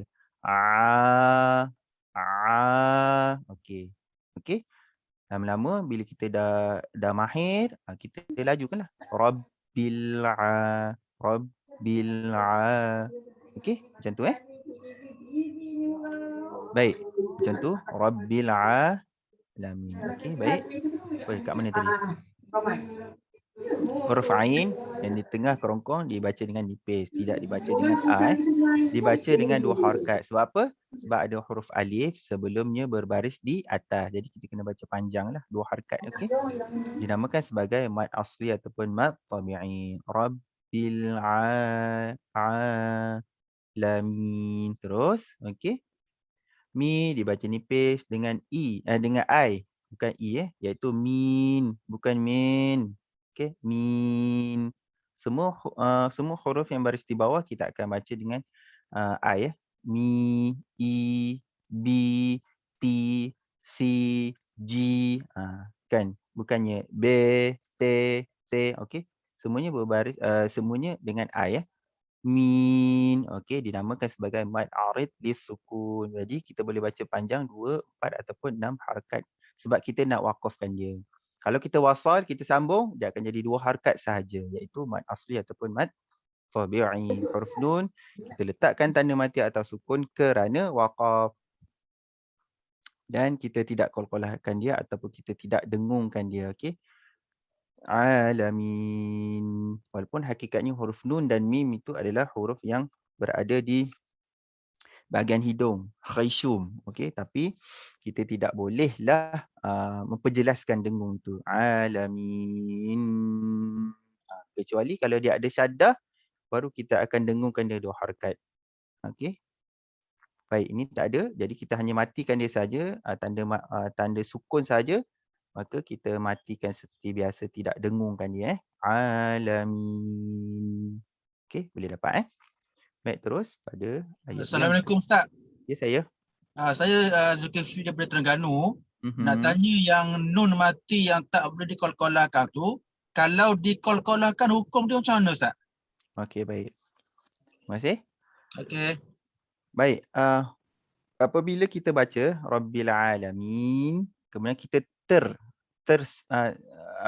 terkeluar juga. Okey, kat situ dia tidak akan tukarlah kita punya perkataan tu, tidak. Okey, jadi dia akan cuma makruh saja hukum dia, makruh saja hukum dia. Jadi kita tak adalah termasuk dalam lahnul jali tu, kesalahan yang berat, tidak. Dia masih lagi makna yang sama, alamin, seluruh alam kan. Cuma bacaan kita sahaja terkolkolah atau sebagainya, itu termasuk dalam lahnul khafi lah, cuma makruh saja. Kalau kita baca kemudian kita perasan benda tu salah, okey, kita terkolkolah, kita kena ulang balik ayat tu. Ulang balik kemudian kita baca dengan betul. Okey. Mana-mana saja bacaan dalam al-Quran kita sedar perkataan itu ataupun hukum tajwid kita itu salah, maka kita ulang balik. Okey, ulang balik. Mungkin kita tak sengaja, okey, tak sengaja. Orang yang mahir Al-Quran pun kadang-kadang apabila dia baca dalam keadaan laju ataupun dia baca untuk dia punya bacaan biasa, mulazamah dia, mungkin dia tersalah juga. Okey, tersalah. Jadi kita kena ulang balik ayat tu dan kita betulkan ayat yang kita salah itu. Okey. Baik. Sebaiknya ulang daripada mulalah. Alhamdulillahirabbilalamin. Okey. Supaya ayat tu sempurna. Okey, contoh kita baca alhamdulillahirabbilalamin. Kita terdengung kat situ. Kita pun ulang al-alamin. Jadi kita akan dapat seluruh alam. Apa maksud seluruh alam itu? Maka kita kena ulang balik daripada mula ataupun kita potong ayat yang boleh dapat ayat yang sempurna ataupun makna dia yang sempurna. Okey? Boleh Okey, baik. Kita teruskan pada ayat yang ketiga. Okey, baik, ini sama. Sebelum ni ada hamzah wasal, dinamakan sebagai alif lam syamsiyah ataupun idgham syamsi, iaitu terdapat tanda tasydid selepas huruf lam pada huruf ra ni okey, alif lam syamsiyah ataupun idgham syamsi idgham syamsi. Huruf ra berbaris di atas hendaklah dibaca dengan tebal, okey, disembunyikan getarannya kerana terdapat tanda tasydid pada huruf ra. Okey, ar okey, macam tu saja. Terus Rahmanir-Rahim. Tadi kita dah jumpa kan? Bismillahirrahmanirrahim. Sama hukum dia, okey. Jadi macam saya pesan tadi, apabila kita dah pilih ayat yang pertama tu, okey, di sini hujung ni dengan 2 harakat, maka ayat yang seterusnya pun kita akan baca 2 harakat saja. Ar-Rahim. Macam mana nak kira 2 harakat ke 4 harakat ke ataupun 6 harakat, kita boleh guna jari lah. Kita boleh guna jari Ar-Rahim. 2 harakat. Ar-Rahim. 4 harakat. Okey, ataupun Ar-Rahim. 6 harakat. Okey. Biasanya kalau imam baca, dia akan baca pergi 4 harakat sahaja. Okey, contoh kalau ada orang tu seorang yang menghafaz Al-Quran, dia nak mengulang hafazan dia banyak. Jadi dia baca ma'arij lis sukun 2 harakat saja. Tak apa, tak ada masalah. Yang penting ma'arij lis sukun dia 2 harakat lah. 2 2 2 2 2 2. Jumpa ma'arij lis sukun 2 harakat. Jumpa ma'arij lis sukun 2 harakat. Sebab dia nak memperpendekkan dia punya bacaan itu supaya dia dapat membaca Al-Quran atau mengulang hafazan tu dengan banyak. Dalam masa Contoh kalau bacaan biasa saja, orang yang menghafal Quran ni biasa dalam setengah jam atau 40 minit boleh dapat 1 juzuk. Tapi dengan pendeknya mat itu mungkin dia boleh dapat dalam 20 minit atau 25 minit. Okey. Supaya walaupun dia baca laju, tapi hukum tajuk dia tetap dia jaga. Sebab tu ada pilihan-pilihan. InsyaAllah nanti saya cuba kongsikanlah dengan tuan admin nanti insyaAllah. Baik, sama saja dengan dari perkataan yang pertama, ayat yang pertama tadi, Bismillahirrahmanirrahim, sama. Okey, jadi dah boleh dapat kot. Okey, untuk perkataan ni, huruf ha macam mana tempat keluar dia. Ma kena baca 2 harakat. Okey, Nirrahim. Okey, ada alif lam, syamsiyah ataupun idgham syamsi. Huruf ra ada tanda sabdu. Kita tidak jelaskan dia punya takrir dia ataupun getaran dia. Okey, baik. Kemudian him, kita baca him bukannya him. Okey, kemudian mim kita matikan dia. Okey, sebab waqaf. Boleh? InsyaAllah boleh Seterusnya pada ayat yang Midin. ayat yang keempat, ma alif kecil. Okey, yang sebelumnya berbaris di atas. Maka kita akan baca 2 harakat panjang 2 harakat dan dinamakan sebagai mad asli ataupun mad tabi'i. Okey, dia sedikit kita nak condong, kita baca tu tapi tidak condong sangat. Kalau condong sangat jadi akan jadi Ni dan tidak tegak sangat. Kalau budak-budak kecil biasa kan bukan dia sedikit. Dia sedikit. Dia antara baris atas dengan baris bawah di tengah-tengah.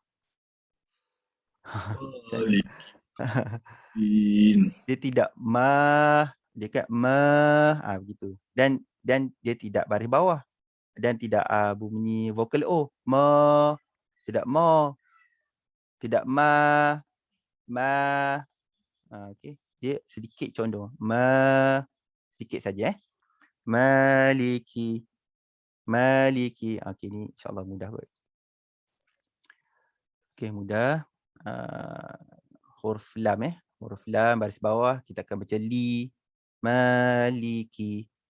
Okey, semua baris bawah kita akan bunyi dengan ai lah. Maliki. Bukan leki, liki. InsyaAllah yang ni mudah je. Semua orang boleh buat. Maliki yau. Okey. Dia baca nipis dan huruf waw dimunculkan sedikit. Sedikit, tidaklah terlampau. Yau. Itu muncul sangat. Yau. Okey. Okey. Yau. Kat sini kita kena baca lembut. Lin sebab apa? Huruf waw ni mati sebelumnya berbaris di atas. Tapi dia bukan hukum mad lin.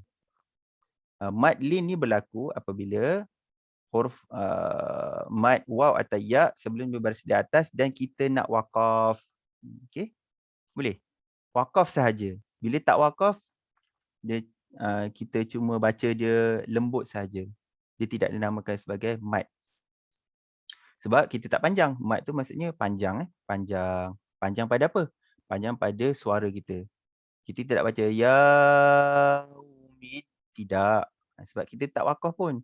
Kalau waqaf baru kita boleh baca panjang. 2 harakat, 4 harakat ataupun 6 harakat. Maliki yaum. 2 harakat. Maliki yaum. Waqaf sahaja boleh baca 4 harakat ataupun 6 harakat. Kalau wasal kita sambung, kita tidak akan panjangkan 4 ataupun 6 harakat. Dia cuma baca pendek dan lembut. Yau. Okey, terus middin sama mim, huruf yang berbaris di bawah kita akan bunyi ai lah. Yaumid. Okey, alif lam selepasnya ada tanda apa? Ada tanda sabdu. Okey, lepas ada tanda sabdu maka kita akan namakan dia sebagai alif lam apa dia? Syamsiyah ataupun idgham syamsi. Okey, idgham syamsi. Maka kita terus saja masuk pada huruf dal yang ada tanda sabdu ini. Huruf alif, lam ni kita abaikan. Kita tak perlu bunyikan dia. Tak perlu kita baca yaumi ad-din ataupun kita panjangkan pula. Yaumiddin, tidak Yaumiddin, terus masuk pada huruf dal yang ada tanda sabdu ni Okey. Dinamakan sebagai alif lam syamsiyah. Okey. Dibaca nipis pada huruf dal dan mempunyai tanda syadah lalu dibaca middin. Okey, dengan bunyi I Panjangnya adalah 2, 4 ataupun harakat kerana ia adalah mad arid lisukun. Mad arid lisukun ni maksudnya apa? Mad yang tanda mati tu mendatang. Lisukun. Lisukun arid ni datang, lisukun tu untuk matikan dia. Arid datang, lisukun untuk kita matikan dia. Datang apa? Datang ni lah. Tanda mati tu pada huruf nun itu kita matikan dia. Sebab tu kita datangkan tanda mati tu letak pada huruf nun. Okey. Nun diletakkan tanda mati atau sukun kerana waqaf dan tidak didengungkan. Okey. Yaumiddin. Baik, boleh Yaumiddin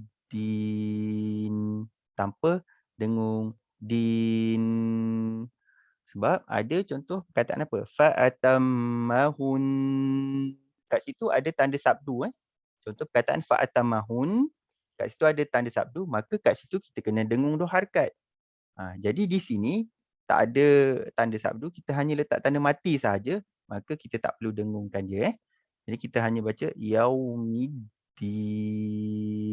2 harakat, 4 harakat ataupun 6 harakat. Sama sebelum ni, apabila huruf yang ayat yang pertama kita pilih 2 harakat, maka ayat keempat ni pun kita akan waqafkan dia, matikan dia dengan 2 harakat sahaja. Okey. Ataupun 4 harakat ataupun 6 harakat. Boleh kita cuba dengar daripada qori-qori daripada luar negara imam-imam daripada Masjid Nabawi, imam-imam daripada Masjid Masjidil Haram. Kadang-kadang ada mereka baca bila ma'rif lisukun ni baca 2 harakat saja. Okey, ada. Okey. Baik, boleh teruskan Salam Ustaz. Ya, Salam Waalaikumsalam. Ustaz. Ya. Ustaz, saya tumpang tanya, hukum ma'arif disukun tu yang itu satu. Yang hukum hujung tu huruf nun ke, huruf mim ke atau huruf-huruf lain yang berada di selepas kita ma'arif disukun tu, ada yang saya dengar ia dipanggil sukun arid. Boleh Ustaz jelaskan bagaimana kaedah untuk dapatkan sifat yang menjadikan sukun arid? Okey, baik. Terima kasih atas soalan tu. Okey, baik. Jadi bila kita sebut tadi sukun arid kan. Okey, asalnya sama juga dengan mad arid li sukun. Maksudnya kita datangkan mati tu arid tadi saya sebutkan tadi kan. Arid sukun. Jadi sukun arid tu kita datangkan mati tu pada huruf yang kita nak matikan dia. Okey. Pertamanya, contoh tadi ada huruf mim, ada huruf nun, betul tak? Okey, jadi kita kena tahu dulu tempat keluar itu ataupun makhraj tu. Macam saya sebutkan tadilah. Okey, kita kena tahu kita punya makhraj huruf atau tempat huruf, barulah kita akan dapat yang disebutkan sebagai tadi sukun arid tu supaya kita tak terkeluar daripada makhraj huruf dia yang sebenarnya. Okey, contoh tadi kan. Middin contoh, mustaqim contoh, mustaqim. Jadi kat situ mim. Mim tu macam mana tempat keluar dia? Mim tempat keluar adalah 2 bibir. Jadi kita akan rapatkan kita punya 2 bibir kita, mustaqim. Okey, kemudian huruf nun juga. Huruf nun macam mana? Okey, hujung lidah kita menyentuh gusi gigi kaca atas. Jadi kalau kita tak sentuh, dia tak akan dapat yang dinamakan tadi tu, yang puan tadi tanyakan sukun arid tu. Maksudnya kita kena tahu huruf tu keluar dekat mana, maka kita akan dapatlah kita bunyi huruf tu apabila dia matikan tu, maka kita akan dapat huruf tu bunyi dia dengan betul. Maka tidaklah ia kita terkolah ke, terdengung ke atau sebagainya. Okey? Boleh sikit sebanyak macam itulah. Okey, kalau ada apa-apa yang tu nanti saya, kalau ada apa-apa persoalan nanti boleh tanya pada yang seterusnya. Saya kalau kurang jawapan saya, okey, boleh nanti mesej admin ke apa, nanti saya cuba jawabkan. Okey? Boleh puan? Macam mana? Okey ke? Alhamdulillah, terima kasih. Okey, baik. Mungkin sukun arid ini, jika kita mewakafkan yang sukun arid ni Ustaz, adakah ia mengikut sifat huruf tu? Sifat contoh, jika huruf dal tu dia ada syiddah dan terjadi qalqalah. Ya, betul. Kemudian huruf nun dia terjadi tawasut. Kemudian kalau huruf yang lain dia terjadi apa tu Ustaz? Mengikut hukum sukun arid tadi, adakah ia mengikut sifat huruf? Maaf, apa dia? Terima kasih. Assalamualaikum. Macam mana tu? Adakah Adakah ia huruf-huruf yang lain? huruf-huruf yang terjadi sukun arid tadi, sifat dia terjadi sifat yang syiddah, sifat ikut huruf tu ada sifat dia syiddah, tawasut, rufawah. Adakah begitu? Okey, baik. Apabila kita menyebut tentang huruf-huruf Al-Quran tu, maka apabila dia kita sukun arid dan sebagainya, dia akan bawa sekali lah. Akan bawa sekali sifat-sifat dia. Kalau macam huruf dal kan ada qalqalah kat situ, maka akan bunyilah dal tu apa lagi, masad de. Okey, jadi akan ikut sekali dia punya sifat-sifat tu. Okey. Jadi macam ya. Baik, sama bawa sekali, jangan tinggalkan. Kalau tinggalkan jadi lain nanti. Macam contoh kita tinggalkan huruf dal tu, kita tak ada sifat dia pada sifatnya apa, qalqalah kan. Nanti tak bunyilah. Masad senyap je. Ada. Ada. Masad kholak senyap je. Tak bunyi pun qalqalah dia. Sebab kita tak bawa sifat dia. Kan. Okey. Jadi kena bawa sekali lah. Kena bawa sekali supaya kita dapat bunyikan dia dengan betul. InsyaAllah. Baik, teruskan pada ayat yang kelima. Iya. Okey, tasydid pada huruf ya, iaitu dibaca dengan iya, bukannya iya. Ada juga orang tak tekankan pada ya ni. Iyyaka iya, sebenarnya kena tekankan pada huruf ya ini. Iya. Okey.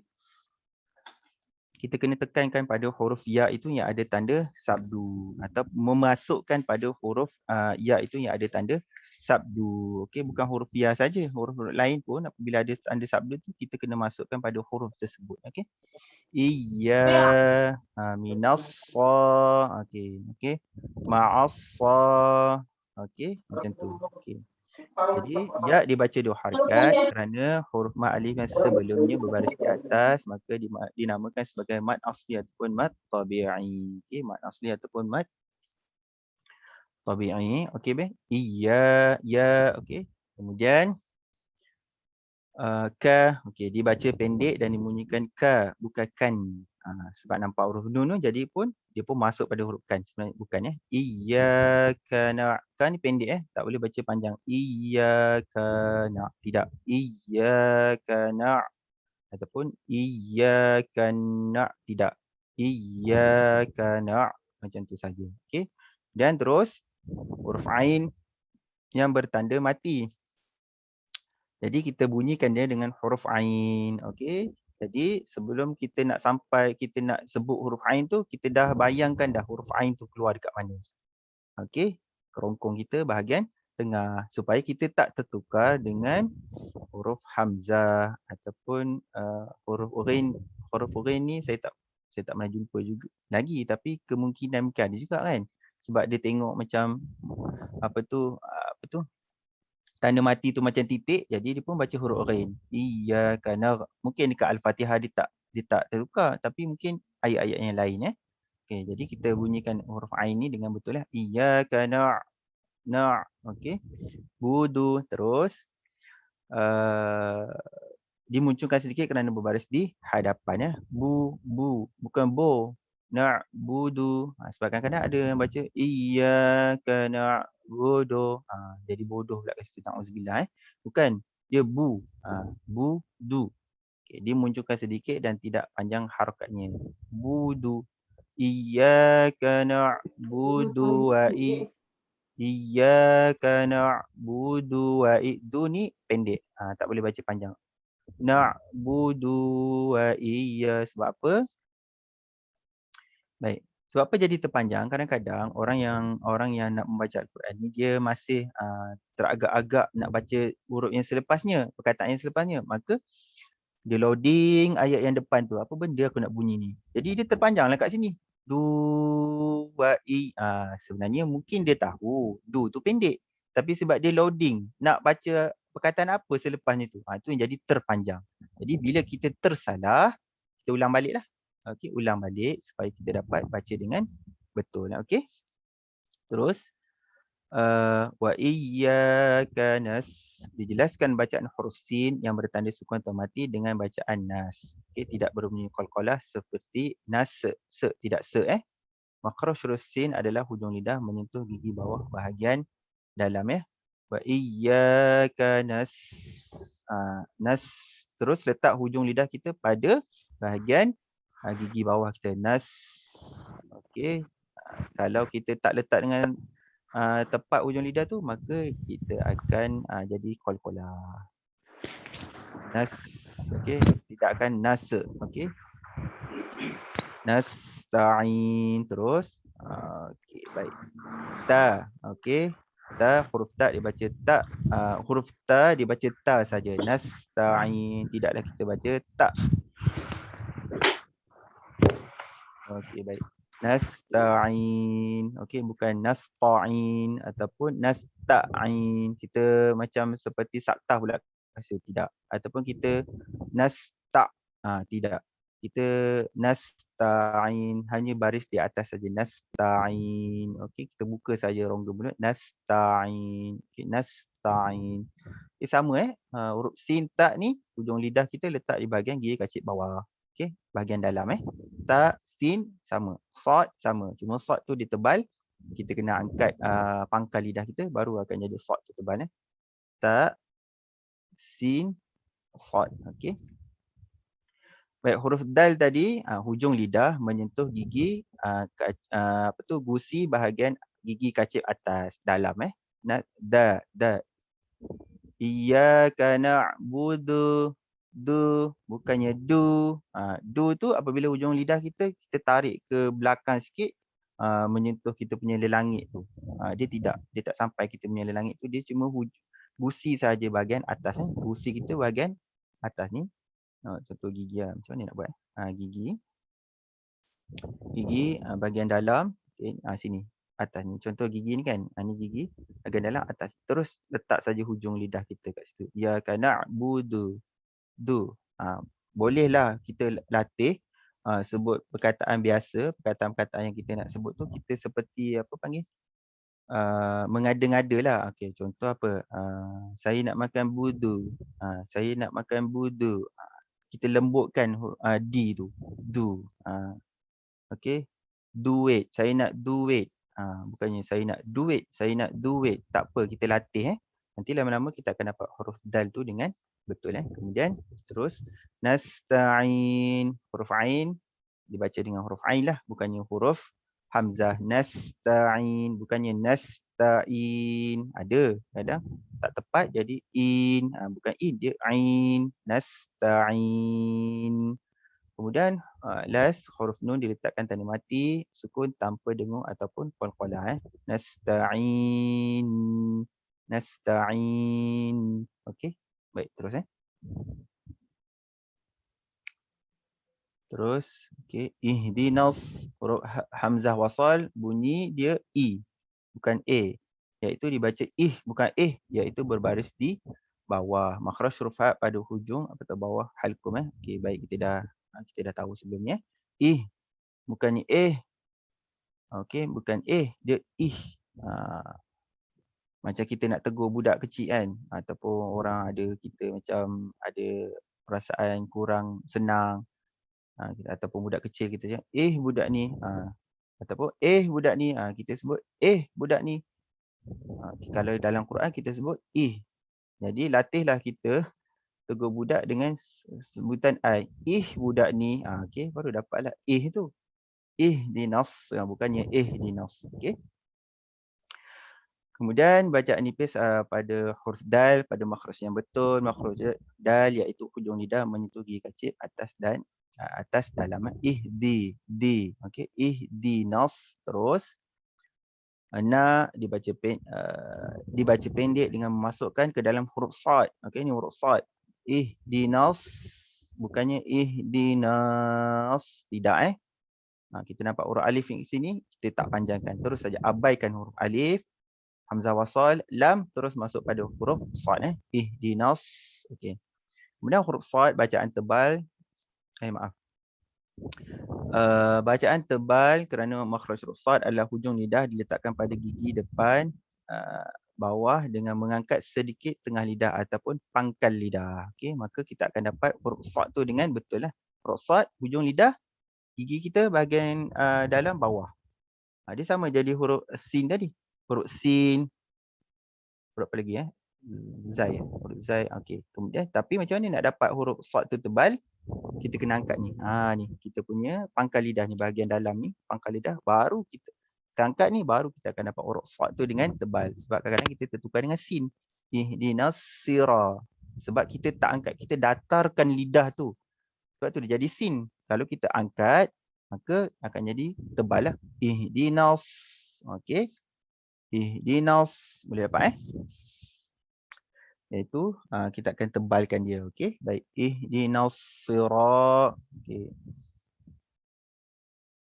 Bacaan tebal terdapat huruf bacaan tebal kerana terdapat huruf ra yang berbaris di atas dengan panjang 2 harakat lah, sebab ada huruf alif ni, maka kita akan baca 2 harakat. Sira. Okey, terus fal. Dibaca tebal dengan meletakkan hujung lidah di bahagian munam di kacip ta. Okey, dan mengangkat tengah lidah. Okey, bila kita angkat tengah lidah tu, maka akan dapatlah huruf ta tu dengan tebal. Kalau tak, kita tak angkat, kita datarkan dia, maka dia akan jadi huruf ta. Okey, akan jadi huruf ta. Huruf 6 ni salah ni. Di bahagian atas bukan bawah Huruf ta ni bahagian atas Bahagian atas bukan bawah. Sebab dia sama dengan huruf ta tadi, tempat keluar dia. Cuma dia akan tebal apabila kita angkat pangkal lidah kita. Okey, ta. Ihdinas sirata. Ta. Fal. Okey, terus. Huruf lam bertanda mati atau sukun dibaca jelas tanpa qalqalah dan dinamakan sebagai alif lam qamariyah ataupun izhar qamari. Okey, baik, boleh Siratal. Terus huruf sin bertanda sukun atau mati. Okey, tiada qalqalah. Musa, tak ada se mustaqim. Terus okey, huruf ta, bukan huruf ta, kadang-kadang jadi huruf ta sebab apa? Sebab ada huruf qaf ni. Jadi mustaqim. Kadang-kadang ada orang terbawa huruf qaf yang ke depan Mustaqim sebenarnya mustaqim. Beza musta pada atas, qim baru qaf. Okey? Ataupun dia masukkan huruf qaf tu pula. Mustaqim, bukan mustaqim. Okey, huruf qaf tidak dibaca dengan huruf kaf. Okey? Mustaqim bukan mustaqim. Dekat saja huruf qaf ni. Mustaqim, mustaqim. Okey, dia dekat-dekat je dekat kita punya apa panggil ni? Anak tekak tu. Okey, anak tekak tu dia dekat je qaf dengan kaf tu, cuma atas sikit, kaf tu atas sikit, qaf tu pada anak tekak tu. Okey. Maka kita akan baca 2, 4 ataupun 6 harakat kerana waqaf dan dinamakan sebagai mad arid disukun. Macam biasa huruf mim kita matikan dia kerana waqaf. Okey. Baik, sirat. Terus huruf sad dibaca tebal kerana sifat isti'la dengan mengangkat sebahagian pangkal lidah ke atas, ke langit atas. Okey, berbunyi si bukan su. Si, sira. Okey. Ra dibaca tebal kerana berbaris di atas. Sira. Okey, terus fa dibaca tebal kerana sifat isti'la. Okey. Okey, bila sebut tebal ni kena angkatlah pangkal lidah tu. Sebab tu lidah tu memainkan peranan penting untuk kita keluarkan huruf tu betul ataupun kurang tepat. Okey. Siratal.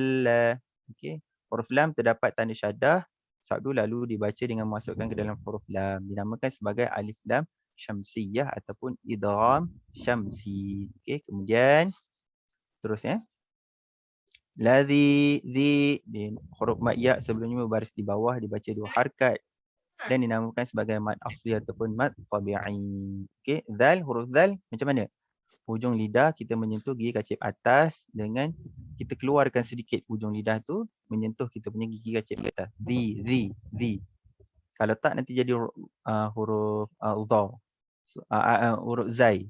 Siratal ladzi, nipiskan sedikit. Zi. Okey, keluarkan sedikit lidah. Kemudian kita sentuh gigi kacip atas Zi, az, iz, uz, za, zi, zu. Baik, tuan sikit lagi Kita habiskan sikit lagi Okey. Siratal ladzi, zi. Okey, kita baca nipis Zi, zal tu. Okey, kemudian lazina, na, an'am. Okey, na ni baca pendek jangan panjang pula. Siratal ladzina bukannya na'an, okey. Terus an'am. Nun mati bertemu dengan huruf ain ni dibaca jelas kerana izhar halqi. Okey, huruf ain tadi an'am. Okey, jangan tertukar pula ain huruf hamzah itu dengan huruf ain. Okey, sebab dia dekat-dekat kan. An'am. Jadi kadang-kadang terjadi huruf ain pula. Siratal ladzina an'am. Sebenarnya na'an an'am.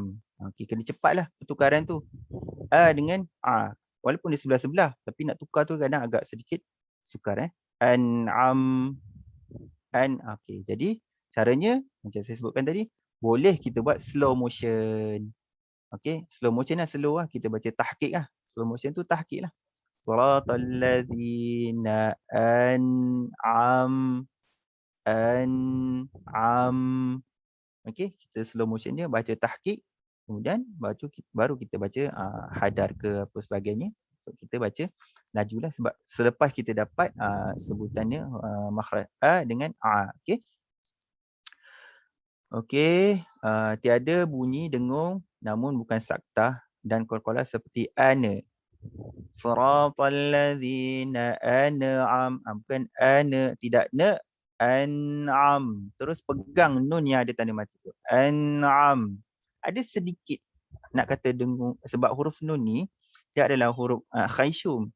Jadi mungkin ada sedikit dengung tapi tidak dengung yang lama lah. An'am tak apa. Tapi jangan kita tak ada langsung. Kita saktahkan dia. An'am ta tidak. Sebab nun dengan mim ni dia adalah huruf khayshum. Jadi dia akan ada juga sedikit tapi tidak lamalah. Tidaklah kita baca an'amta. Kita akan baca an'am sebab dia huruf khayshum. Akan ada tapi tak lama dan tak banyaklah. An'am. Sebab kalau tak ada langsung dia akan jadi saktah ataupun dia akan jadi berhenti. An'am. Jadi macam tu. Jadi kita akan baca siratal ladzina an'amta. Okey, an'am tapi tidak qalqalahkan na tu. An'amta tidak. An'amta sedikit saja ada dengungnya. Tapi bukan dengung lah. Hukum tajwid dia akan tetap dinamakan izhar. Okey. Okey, baik terus an'am, okey, dibaca ain bukan hamzah. Okey, ada juga tertukar. An'am, okey. Ataupun yang depan ni jadi ain, yang sini jadi pula. An'am. Begitu pula. Okey. Jadi kena hati-hatilah sama ada ataupun okey. Kemudian an'amta alaihim. Okey, ni huruf ta. Kemudian okey. Kemudian lay dibaca lembut kerana huruf ya yang sebelumnya berbaris di atas. Alai. Okey. Harful lin, ya tu. Sifat lin. Okey, kemudian him bukan him alaihim iaitu dibaca him bukan him dan huruf mim bertanda sukun tiada dengung atau qalqalah. Okey, baik terus. Nak wakaf kat situ pun boleh. Nak sambung pun boleh. Kalau nafas pendek boleh berhenti kat situ. Siratal ladzina an'amta alaihim. Okey, terus. Ghairil boleh. Ghairil, okey. Ghai. Huruf ghain yang makhrajnya kerongkong halqum bahagian atas. Ghai. Ghairil, tidak dibaca kha ataupun tidak dibaca ra. Ghairil ada juga. Khairil, bukan So berhati-hati supaya tidak tertukar antara huruf kha dengan ra pada ghain itu pada ghain ni. Ghairil, baca lembut. Ya mati sebenarnya baris di atas. Harful lin. Ghairil, ra berbaris di bawah dibaca dengan nipis. Ghairil, bukan ghairil. Tidak Ghairil. Okey. Bunyi dia ai ghairil sama sebelum tadi kita dah sebut huruf yang berbaris di bawah Kemudian kita jumpa apa? Alif lam qamariyah ataupun izhar qamari. Jadi jelaskan pada huruf lam tu lah. Ghairil bunyi okey. Mag. Okey. Kat sini huruf ghain juga. Maka kita tidak qalqalahkan dia. Maghdu tak ada. Ghain bukannya huruf qalqalah. Jadi kena kena latihlah itu. Tapi taklah kuat. Okey. Ghairil okey, lambat. Slow motionkan dia. Okey, nak dapatkan huruf tu. Slow motionkan dia ataupun baca tahqiqkan dia. Lama-lama nanti insya-Allah kita akan baca dengan lancarlah. Ghairil okey. Okey. Huruf mad waw yang sebelum baris di hadapan dibaca panjang dua harakat dan dinamakan sebagai mad asli ataupun mad tabi'i. Makhraj huruf dad tepi lidah sentuh gigi geraham sebelah atas sama ada kiri ataupun kanan. Okey, ni sepanjang kita punya tepi lidah ni sepanjang sama ada kiri atau kanan. Ikut keselesaan individu lah. Sama ada kiri ataupun kanan kita sentuh kita punya geraham sebelah atas Garham. Ghairil okey. Kat situ ada tulis kembung pipi bukan merupakan syarat bagi menggunakan makhraj huruf dad. Ada orang ulama tulis supaya kembung. Okey, untuk apa? Sebagai panduan. Jangan pula kita lihat orang baca sebut huruf dad ni, kita tengok dia punya pipi dia tak kembung. Salah ni, pipi kau ni kena kembung baru dapat huruf dad. Tak dia bukan syarat untuk dapat huruf dad tu kena kembung pipi. Tak, tapi untuk ulama susun tu, ulama tulis tu supaya kita dapat sebut huruf dad tu dengan betul. Okey. Kalau sebab asalnya makhraj huruf ni ataupun dia adalah ataupun sebutan huruf ni asalnya adalah masmu'. Masmu' ni maksud ni macam mana? Bila kita dengar, kemudian kita dengar tepat dia punya bunyi dia, makhraj huruf, maka dikira tepat. Walaupun secara teorinya, dia tak memenuhi teorinya. Sebab apa? Sebab ada orang yang tak ada gigi. Tapi semua huruf dia dapat sebut dengan makhraj huruf dengan betul. Ada orang. Ataupun gigi dia ada satu je. Sini depan, sini saja. Ataupun gigi dia satu je. Tapi bila dia baca Quran, makhraj huruf dia tepat. Maksudnya apa? Maksudnya tadi itulah saya sebut. Bila makhraj huruf ni asalnya adalah masmu'. Jadi kedudukan apa lidah kita berada di atas dan sebagainya, sentuh gigi kacip atas, keluar lidah itu teori. Teori supaya kita mudah untuk kita belajar. Okey? Baik, boleh itu saya kata. Perlu sengit ke, tak perlu sengit ke, okey. Itu teori yang ulama bagi. Kalau dengan menyengit mulut kita itu, maka kita dapat huruf dad tu dengan betul. Macam saya kena lah. Saya kena supaya saya dapat huruf dad tu dengan betul. Dan kadang-kadang saya bila nak sebut tu perlu kembungkan saya punya pipi. Kadang-kadang bila saya sebut tak perlu pun saya dah dapat dah huruf dad tu. Maghdu tak kembung pun tapi dhu sama je. Okey. Macam itulah. Itu teori. Okey. Yang penting kita dengarkan kita punya sebutan itu pada guru dan guru kata tepat betul, kira betul lah. Sebab ini berlaku pada guru-guru Quran di mana? Di Mesir. Ada guru yang memang dia Allah beri dia tidak dapat melihat, buta, dan giginya tak ada. Gigi memang tak ada. Dia ada sahabat saya kata dulu ada lah gigi dia. Sekarang ni dah tak ada giginya. Tapi masih boleh sebut huruf dengan betul. Maksudnya apa? Makhraj huruf ni sebenarnya adalah asalnya masmu'. Kita dengar dan kita pernah dengar dengan betul. Kita dengar orang tu sebut walaupun orang tu tak ada gigi-giginya sikit, giginya jarang dan sebagainya. Tapi bila disebut kita dengar betul, maka betul lah makhraj huruf itu. Okey. Maghdu, terus tidak menyebut dengan huruf dal, maka kita janganlah tertukar huruf dha ni dengan huruf dal. Sebab susah sangat huruf dha ni nak sebut, kita pun ganti dengan huruf dal, tak boleh Maghdu ataupun maghdu, kita tak nak huruf dha ni tebal susah sangat, kita pun ganti dengan huruf dal, tak boleh hukum dia haram lah. Kita sengaja menukarkan. Okay? Kita kena usaha juga sampai kita dapat. Kalau sehingga akhir hayat kita masih tak dapat juga, pahala besar lah untuk kita sebab atas usaha kita. Itu semua atas izin Allah Subhanahu wa Ta'ala. Sebab kita ni bukan orang Arab. Bukannya orang Arab nak boleh pandai cakap Arab. Saya pun masih berusaha untuk memperbetulkan makhraj huruf, untuk membetulkan bacaan saya dengan bertalaqi. Kita bacalah dengan orang yang lebih mahir, lebih berilmu lagi daripada kita. Lama-lama nanti kita akan mahir. Okay, baik, terus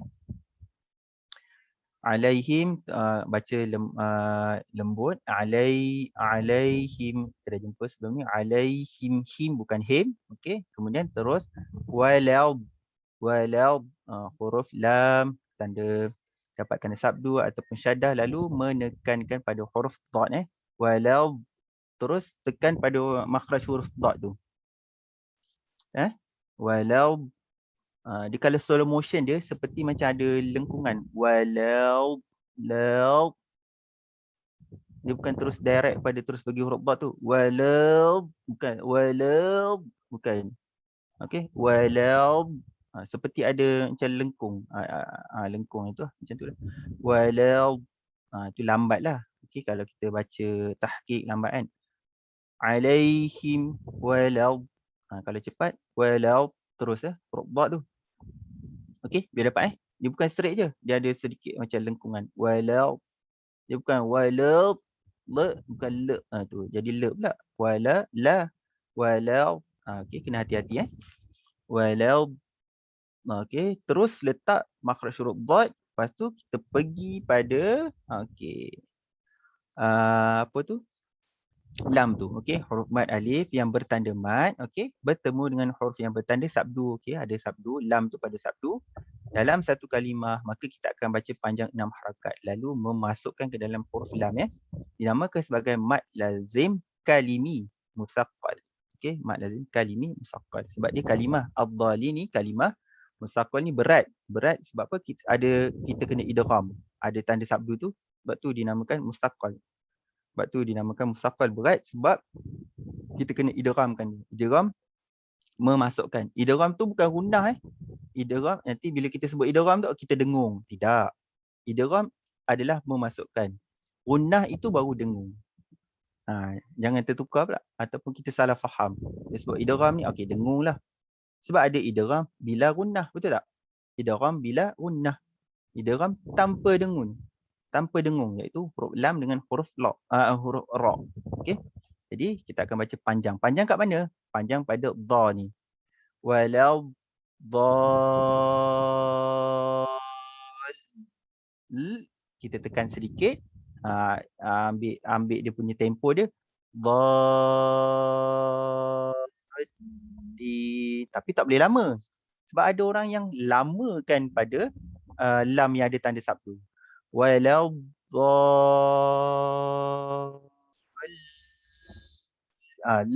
dia panjang pula kat situ. Sebenarnya tak boleh. Tak boleh. Cuma sedikit tempo saja. Dia dia punya tu untuk sampaikan lin tu. Okey. Kat sini mad lazim kalimah musaqqal. Wajib 6 harakat. Lazim. Lazim ni maksudnya mesti 6 harakat. Dia tak boleh pergi 5, dia tak boleh pergi 4. Lazim. Kelazimannya memang 6 sahaja. Sepakat ulama 6 sahaja. Tidak ada lebih daripada itu. Okey, baik, silakan, insya-Allah. Okey.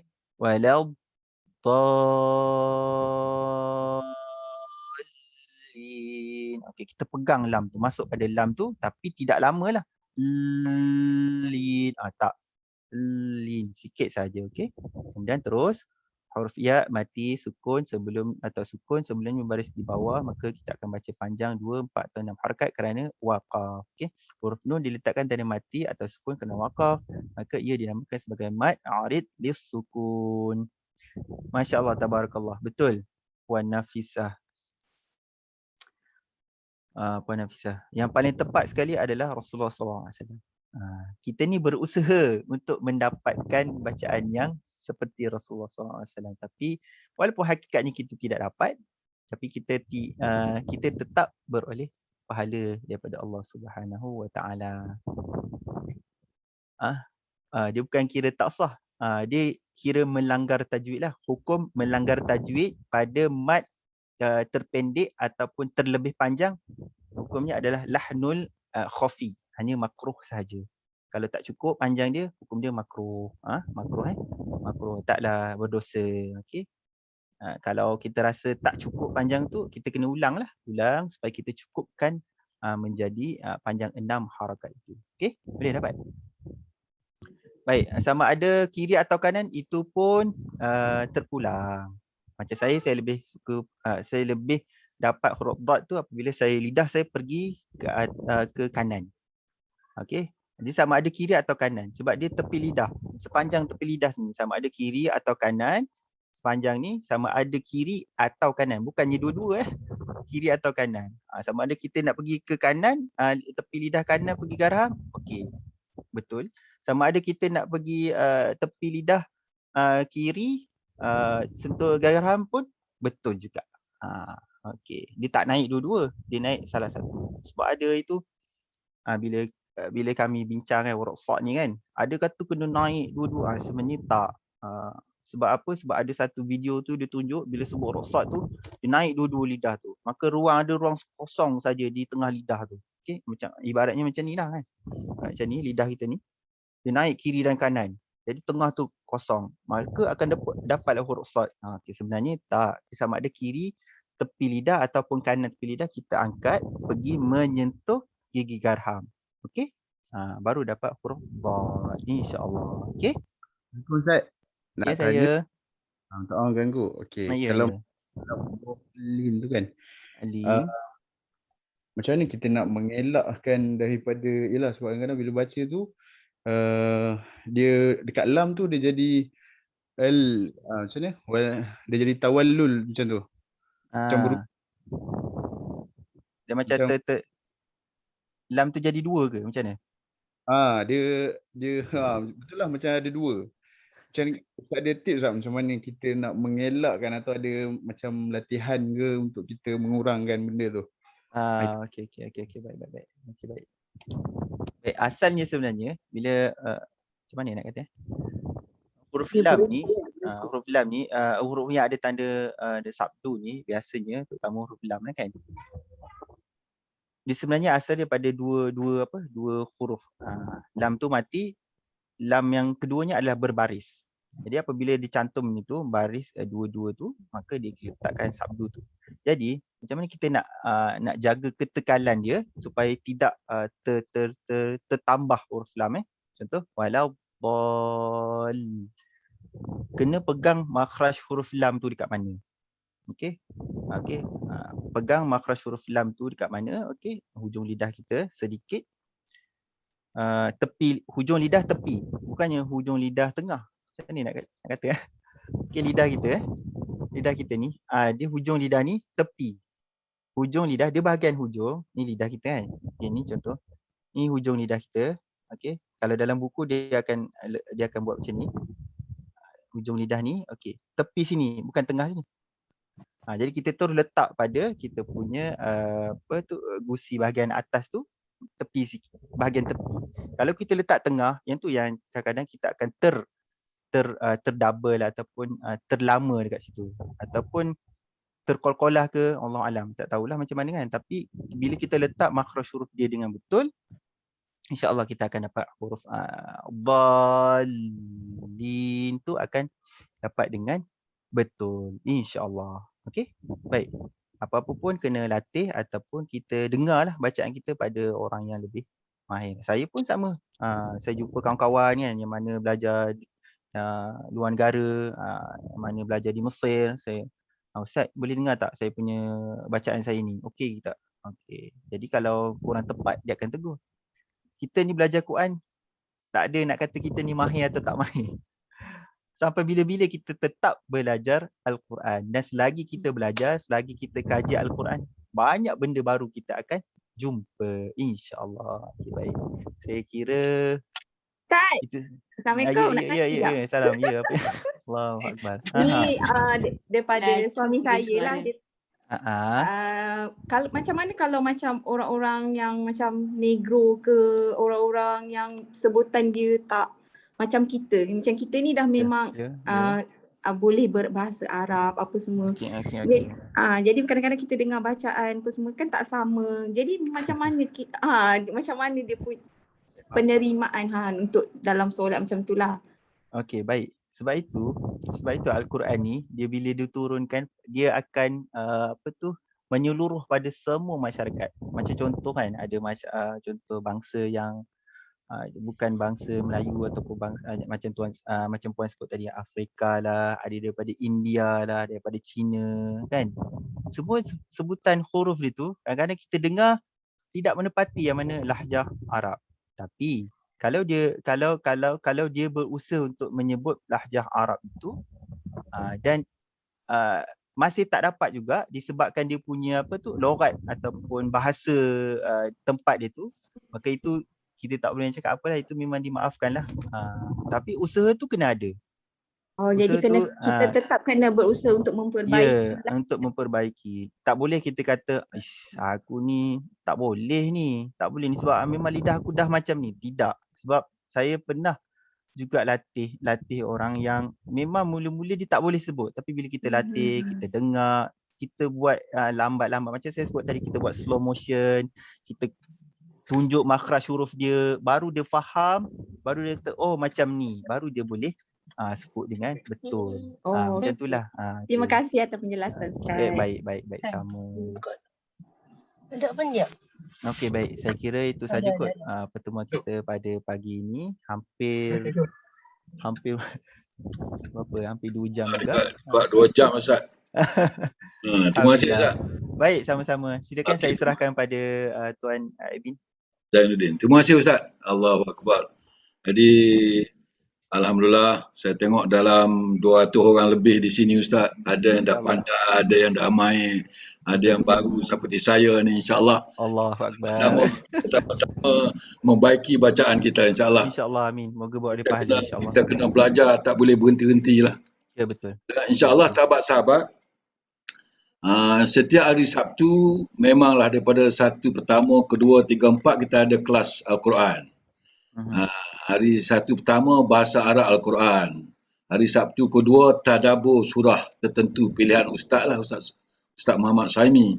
Dan masa minggu ketiga dengan Ustaz Rozaini, iaitu kita ustaz pilih nantilah surah untuk talaki. Dan minggu depan kita dengan Ustaz Aiman daripada Mahat Al-Itikan, dia akan pilih tadabbur ayat-ayat terpilih. Jadi sebab saya menjemput banyak ustaz ni sebab ustaz sekarang ni pun masing-masing ada kelas masing-masing, tapi terima kasih dengan perkongsian daripada Darul Qura dengan Akademi Al-Zawawi, jadi daripada Mahat Al-Itikan, jadi kita dapat sama-sama berkongsi.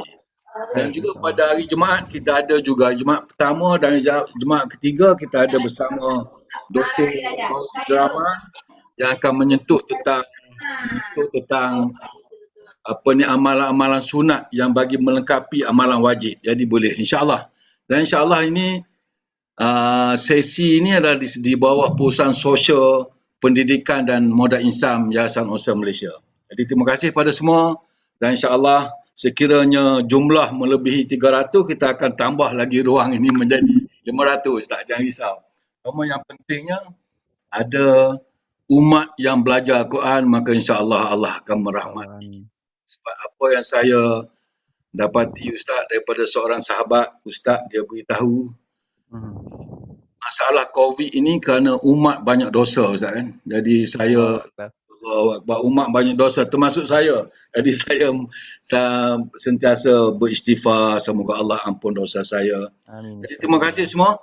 dan sama-sama, dan rakaman sebab ada di FB rakaman. Di FB Hasan Awesome ada rakaman. Jadi nak ulang kaji, buka saja FB Hasan Awesome, Facebook Hasan Awesome, ada rakaman ustaz di sana. Jadi rakaman itu sentiasa berada di FB. Jadi saya ingat ustaz nota tak perlu sebab rakaman tu dah ada ustaz kan. Oh, okey, baik.